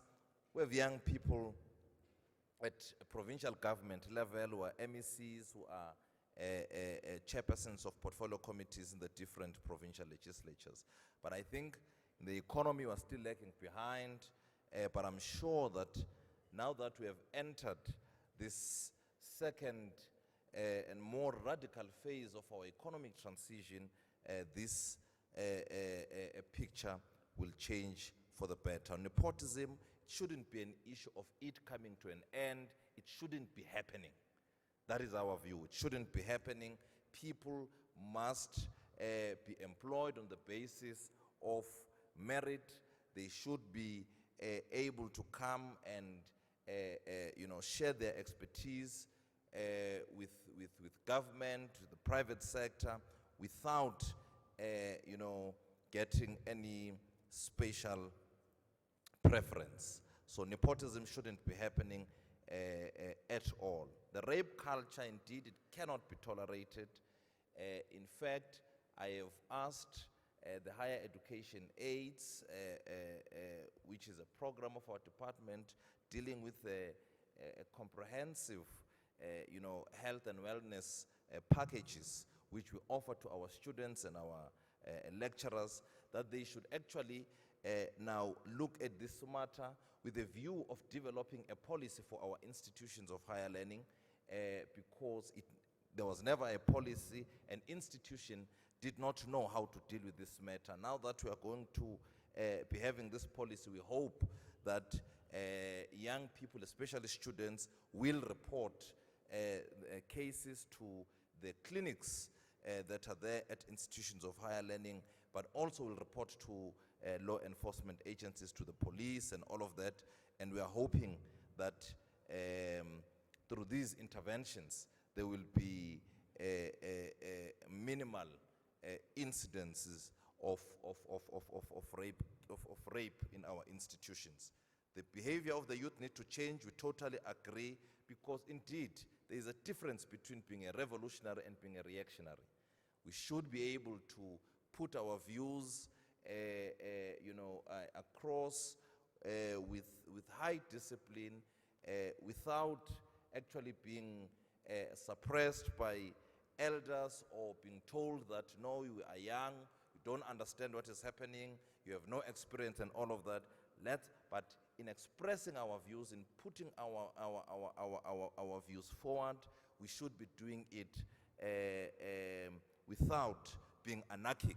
We should be disciplined at all times, so that we also register a point to our elders that actually this is our view, this is how we feel, and we want to register it to you to consider it. They will get to register all these things if they are presented in a way that is befitting of any young person, be it here in the country or anywhere else in the world. What have we achieved? We should be reporting, the view was that government should be reporting back to young people on the many achievements that we have recorded over the years. This we will do, this we continue to do. We have outreach programs where we come back to our young people. In fact, during this youth month, We have been crisscrossing the country. Members of the executive have been deployed to different villages, cities, and everywhere else in the country to go and report to young people, give that report back on what we have been doing since June 2015. This we have done, and not only reporting on the successes and the achievements and the challenges, but also saying to young people, these are some of the things that we are going to be doing going forward as a government of the people. Create platforms on quarterly basis. I'm sure that Parliament will consider this. In fact, some couple of years ago, when I was chairing the steering committee on youth parliament, we had raised this point very sharply, that we should be having programs right through the year, so that June month is then, that this platform is then used as a report back session where we look at what we have achieved, whether we've implemented the resolutions of the last youth parliament and all of that.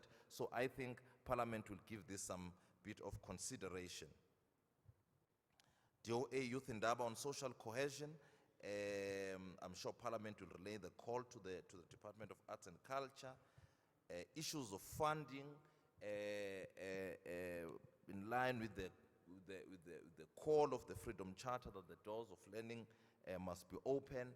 I think this is the one point I wanted to raise earlier, that we have a scheme, we have a facility in government that is assisting poor yet deserving, academically deserving students. And this scheme has, since its establishment, has managed to assist more than 1.5 million South Africans. These are young South Africans, these are South Africans rather, beneficiaries who have since joined the ranks of the black middle class. And we continue to assist many other poor students who are in dire need of assistance, but cannot afford because they come from poor families. We were the first to say that the money is not enough, even though there has been an increase in the allocation of NSFAS, but it has never been enough, because as we increase the allocation, the demand is equally increasing. But there is a commission that has been set up by the president, chaired by a retired judge, Judge Hiha, that is looking at the best funding model for our poor students, looking at the feasibility of introducing free education for the poor, because we have been saying, in fact, the governing party, which is in government, had resolved in its conference, in its two successive conferences, that government shall progressively introduce free and quality higher education for the poor. So it's not free education for all. The speaker must be able to pay for her children to go to university, so that the money that is so limited that we do not have can then assist the many poor students who are in dire need of such assistance. The commission has been given 8 months to do its work. It will then report back to the 8 months, and then 2 months to consolidate, report back to the president. The president will then inform the nation on how we're going to go about dealing with funding issues in the country. I want to go back to the issue raised earlier about the role of the private sector. Our view, and we share the sentiment, that the private sector should be playing a much bigger role in the education of African children. Skills provisioning shouldn't be the sole responsibility of government. The private sector, the money is lying with them.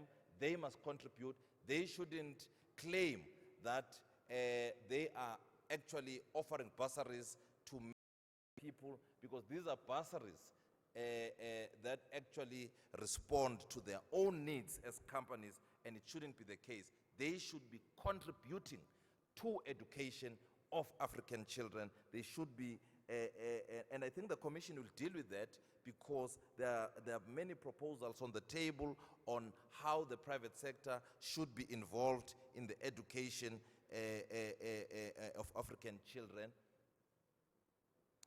In the education of African children. So we want the private sector to know, and we have been challenging them to actually come to the party so that they make a significant contribution to education. On protests, there was a view that protests are as a result of government failure. I don't think that view has been tested. Our view is that indeed young people, if they so feel that government is not listening to them, or managers of institutions of higher learning are not, they have a right to picket, they have a right to assemble at whatever place and raise their issues with their management, with government, but those protests must not get violent. You must not disturb the peace of others. You must not do things that will then deprive other generations who are still going to come and benefit from these structures that you are destroying. So we are saying the Constitution makes it very clear there is a provision for picketing, for assembling, for all of that, but these must be peaceful protests so that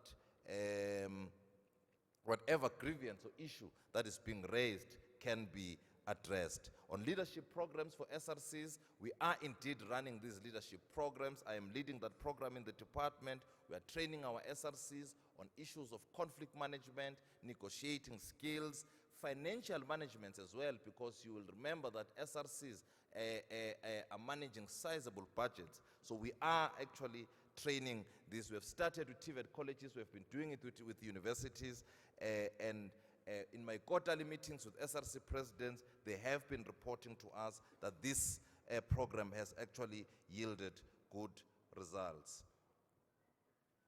On DHET presence in provinces, we totally agree, but unfortunately, we cannot have departments of higher education at provinces because higher education is a national competency, and therefore, because if we were to do that, we would reverse the gains and the strides we have made in trying to, collapse this fragmented approach that previously existed, where institutions were under Bantustan governments, because each government would then set its own protocols and statutes for those universities. Instead, if we are to advance in the area of higher education, we need to have central government managing higher education. But what we are doing now, we're establishing provincial offices, or what others would call regional offices in all the provinces, so that we have, this is for coordination purposes, so that when there are universities, there are colleges, there are community colleges, there are ABET centers in those provinces, then they are coordinated by that office. But that office has no power to do any other thing other than to actually bring whatever issue to a central government or to the national government, so that central government takes a decision on how to. So we will not be having provincial departments, but we will be opening regional offices. We've started. There's one now in KwaZulu-Natal, there's one in Mpumalanga, one in the Eastern Cape, and one in the Western Cape, and we will be rolling out this throughout the course of the year. On the issue of skills transfer, correctly put, it is actually a part of the PICC obligation. It's a condition, I think Deputy Minister Masugu deals with this. It's a condition for contracting out. So if a contractor comes to an area, it is now an obligation that those contractors absorb young people for purposes of skills transfer.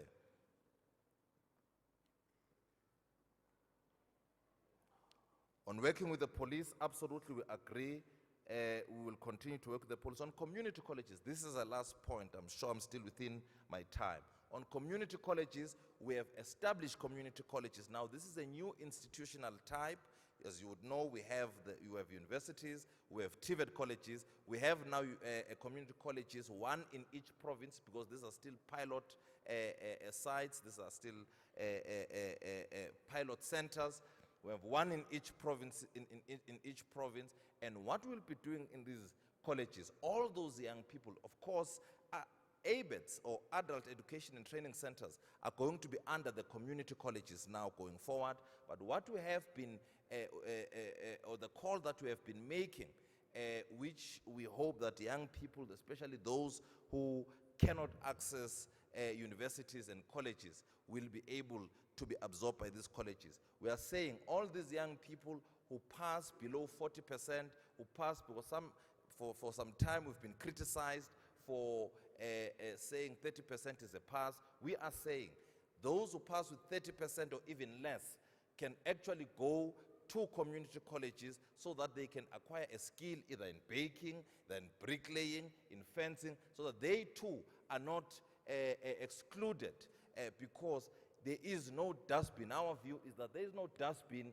for young people who actually never make it to 40%, 50% and above. Those who pass 50% and above can go to universities. Those who pass 40% above can go to TVET colleges. But we must create opportunities for those who never make it to 40% so that they too feel that the government is creating opportunities for them. If we don't do this, we are going to have many young people,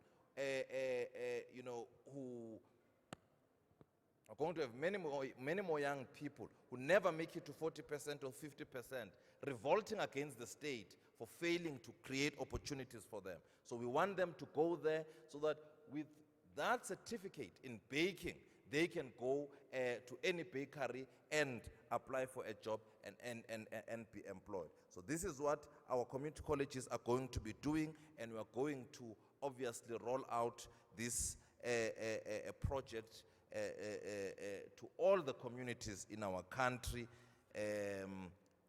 with the hope that they will have the much desired impact. I think I am done, Honorable Speaker. Thank you very much, and thank you to all the delegates and participants.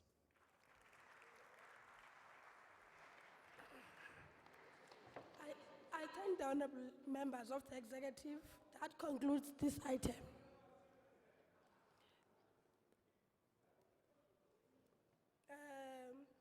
The officer now will read the fifth order.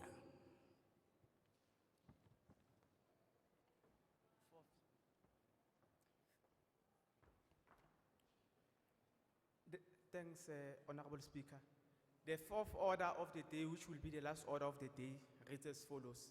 Response on behalf of legislative sector by Honorable Speaker of the National Assembly. I now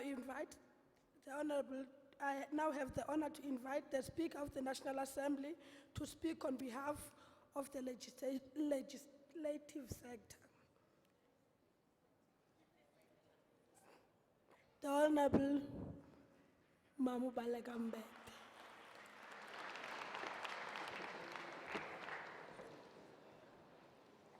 Thank you very much, Madam Speaker. Honorable young delegates and all honorable participants to this 40th anniversary National Youth Parliament. On behalf of the legislative sector, we would like to say thank you for a 2-day engagement, which was very fruitful in our view as the legislative sector, although we haven't yet come together to do a more detailed assessment. We can say that when we went into commissions, where the quality of inputs was very high indeed. I think a lot of the content which was also presented in the past debates presented a whole range of issues that we need to still take further in engaging with the proposals that were being made by the honorable delegates. One thing I want to highlight is that we saw practically today, in particular, that democracy is hard work. I want to repeat. Democracy is hard work. And what it requires is that we should all be ready to say our bit, say what we want to say it as honestly as you can, and again, with respect. But allow another person to say what they have to say. And indeed, many times, other people say things you don't agree with. But your challenge when they are speaking is to allow them to finish what they are saying. Much as you feel strongly about not agreeing with them, you need to give them the space to say what they want to say. In other words, we all have to live with difference. The fact that we have differences of opinion and we've got to agree ways of managing that difference. And I think there were many moments this morning that erupted in a manner that showed that we were being challenged. You saw that people suddenly were on their feet. And I must say, I admire the young man who was sitting there at some point, who really very firmly insisted that people had to sit down and raise their hands. And I think this National Youth Parliament is a place for all of us to learn. I mean, there's no one who arrives on earth knowing all these things or being an expert on everything. The thing is to know that you've got to take your space, but allow the other person to also have their space, even if you don't agree with them. The challenge is how do we together say what we need to say and agree the rules of how we deal with that engagement.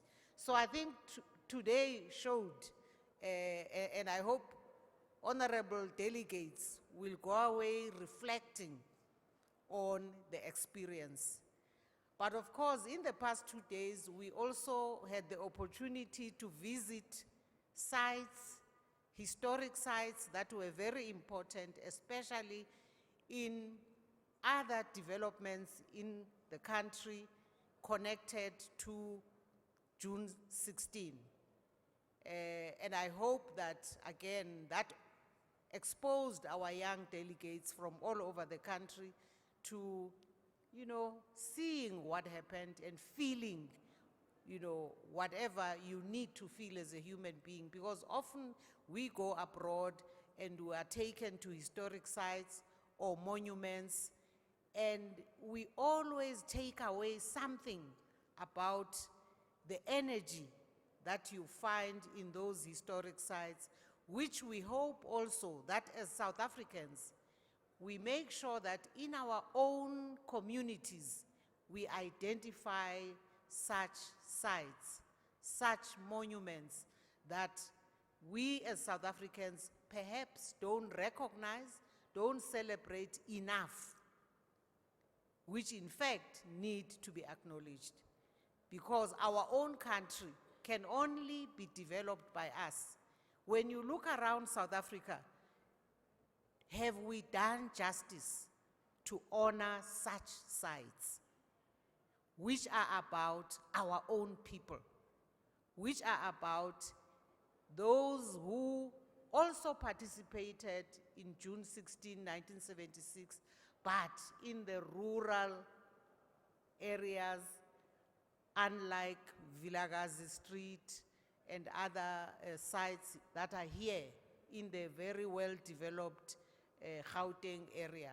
So I think we should also take that and take it home and see how in the Eastern Cape you can also recognize monuments that should be recognized one way or another, because there were sacrifices in those places, there were good deeds that were done, there were lessons that humankind must continue to learn from, even when all of us are no longer around.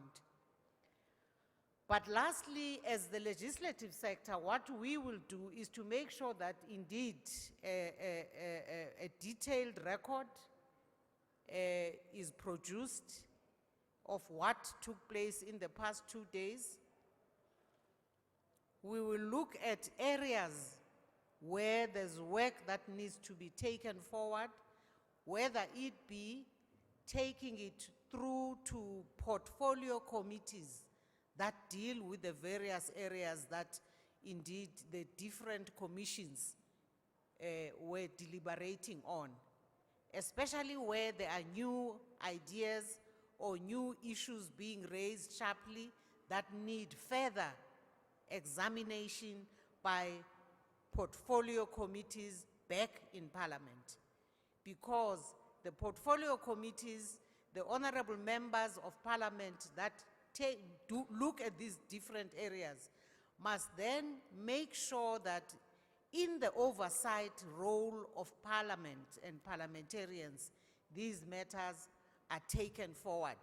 And in future, we must come back to the next National Youth Parliament to make sure that there can be specific reports.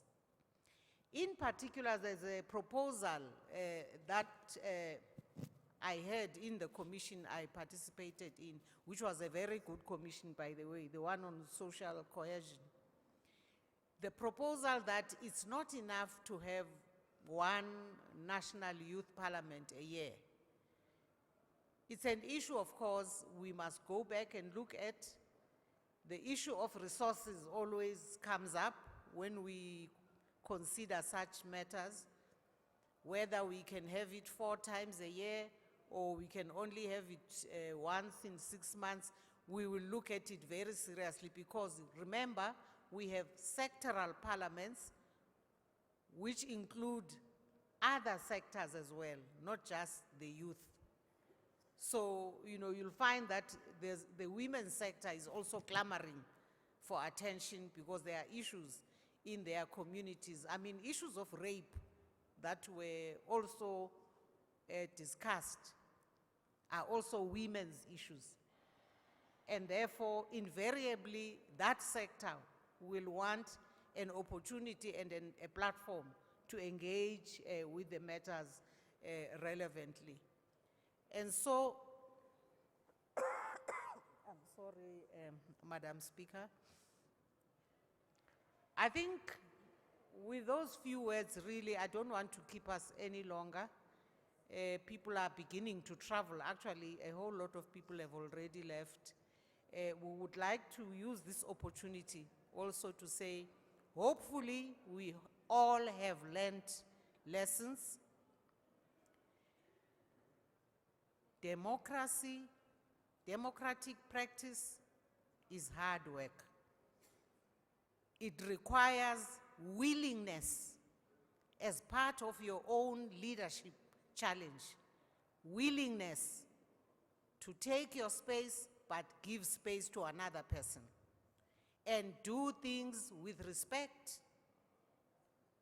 Do things with responsibility.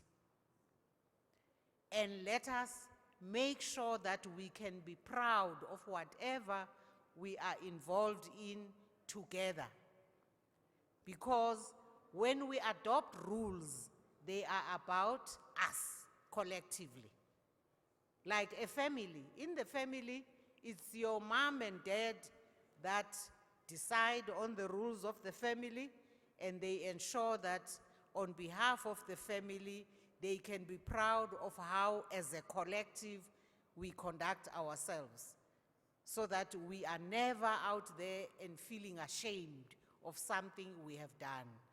So I wish, on behalf of the legislative sector, Madam Speaker, to say thank you very much to the, what is this year, 2016 National Youth Parliament, the 40th anniversary of June 16 and the young people who laid their lives for this freedom, for this democratic order, which we all are involved in continuing to build and to improve for our future generations. Thank you very much.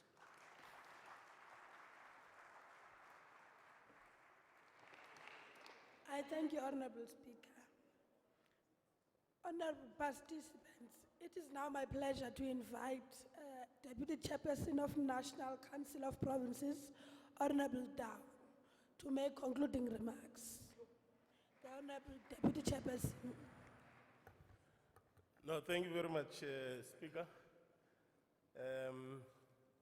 I must say it is a very difficult task that I'm put to as a result of speaking after the Speaker of the National Assembly, especially after having said what she said. But nevertheless, I've been given a mandate, just go there and do what you can do. So I'll do what I can do. And that is to say that, let me take then therefore the opportunity to thank on behalf of the legislative sector, inclusive of all legislatures, to have been blessed by the presence of everybody today. In particular, Madam Tobeka Zuma, who was here earlier on but then had to leave due to some other reasons. Take also the opportunity to thank very much the Speaker of the Legislature of Gauteng, Speaker Mekwe, for having hosted us, and also doing so, link it up with the other provincial legislatures for having taken the effort to ensure that there are delegates that then comes from their respective provinces. All ministers, Minister Patel, Minister Zulu in absentia, because we did receive an apology that she took ill this morning. You would note that according to our program, we should have had her today. Yes, she was committed to have been part of the activity, but unfortunately, due to her having taken ill this morning, she couldn't make it.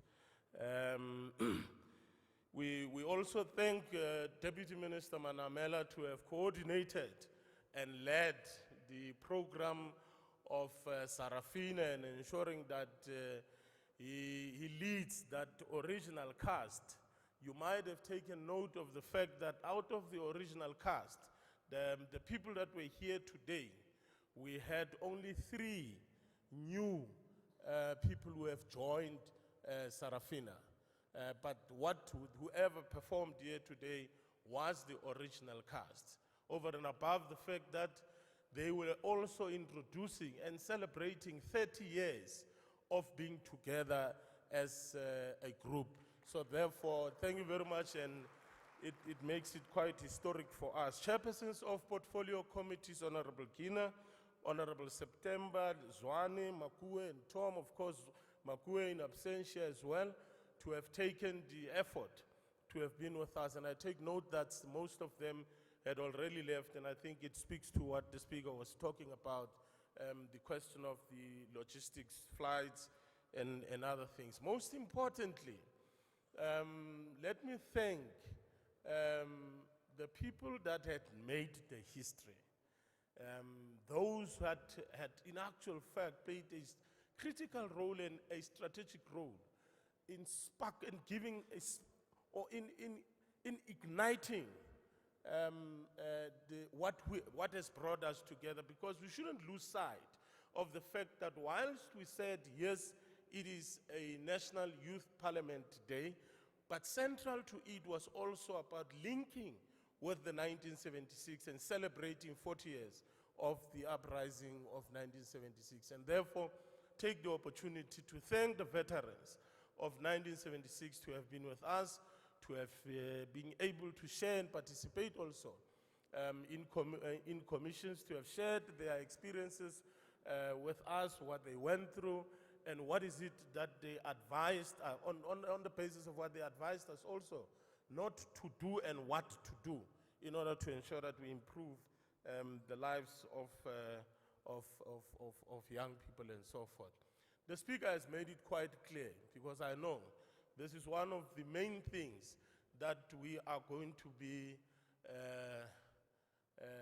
commanded to do by the executive authority, which is the Speaker and the chairperson of the National Council of Provinces, to say, what are your committees doing? Because primarily you shouldn't forget, as members of parliament today, as we have gathered here, Honorable Speaker, that the primary function of these honorable members who are here today, who participated here, is to pass legislation, to maximize public participation, and most importantly, to do oversight. Most importantly, to do oversight. And this Speaker is going to command all of us to then go out there and ensure that our committees, our parliamentary committees are functional. Our parliamentary committees are strengthened. Our parliamentary committees are capacitated to be able to relate with what we have spoken about here today.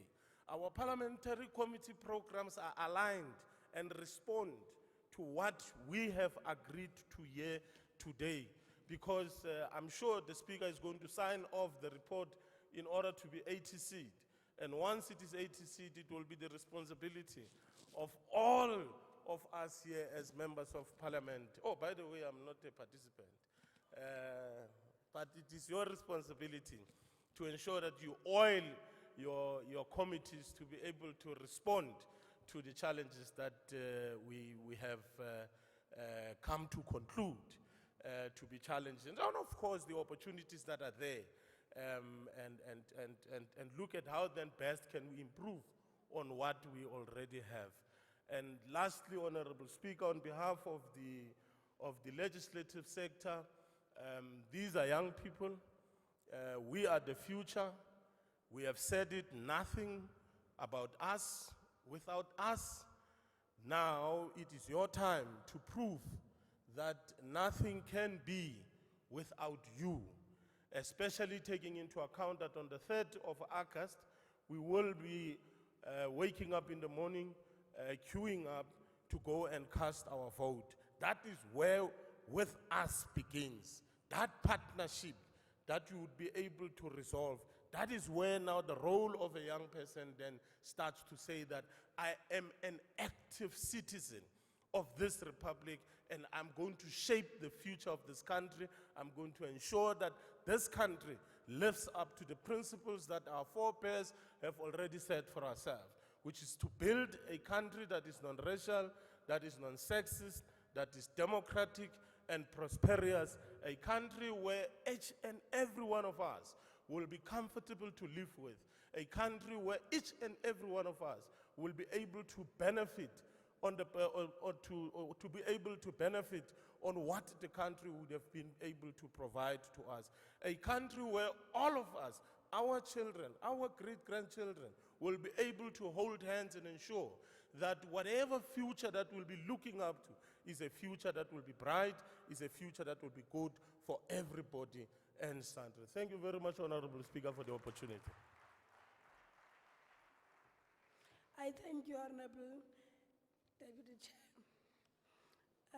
Honorable participants, delegates, on behalf of myself and other presiding officers, we are grateful for the opportunity to preside in this session. That concludes the business of this sitting. After I have adjourned the session, I request the participants and delegates to remain seated until the announcements are made. Thanks, Honorable Speaker.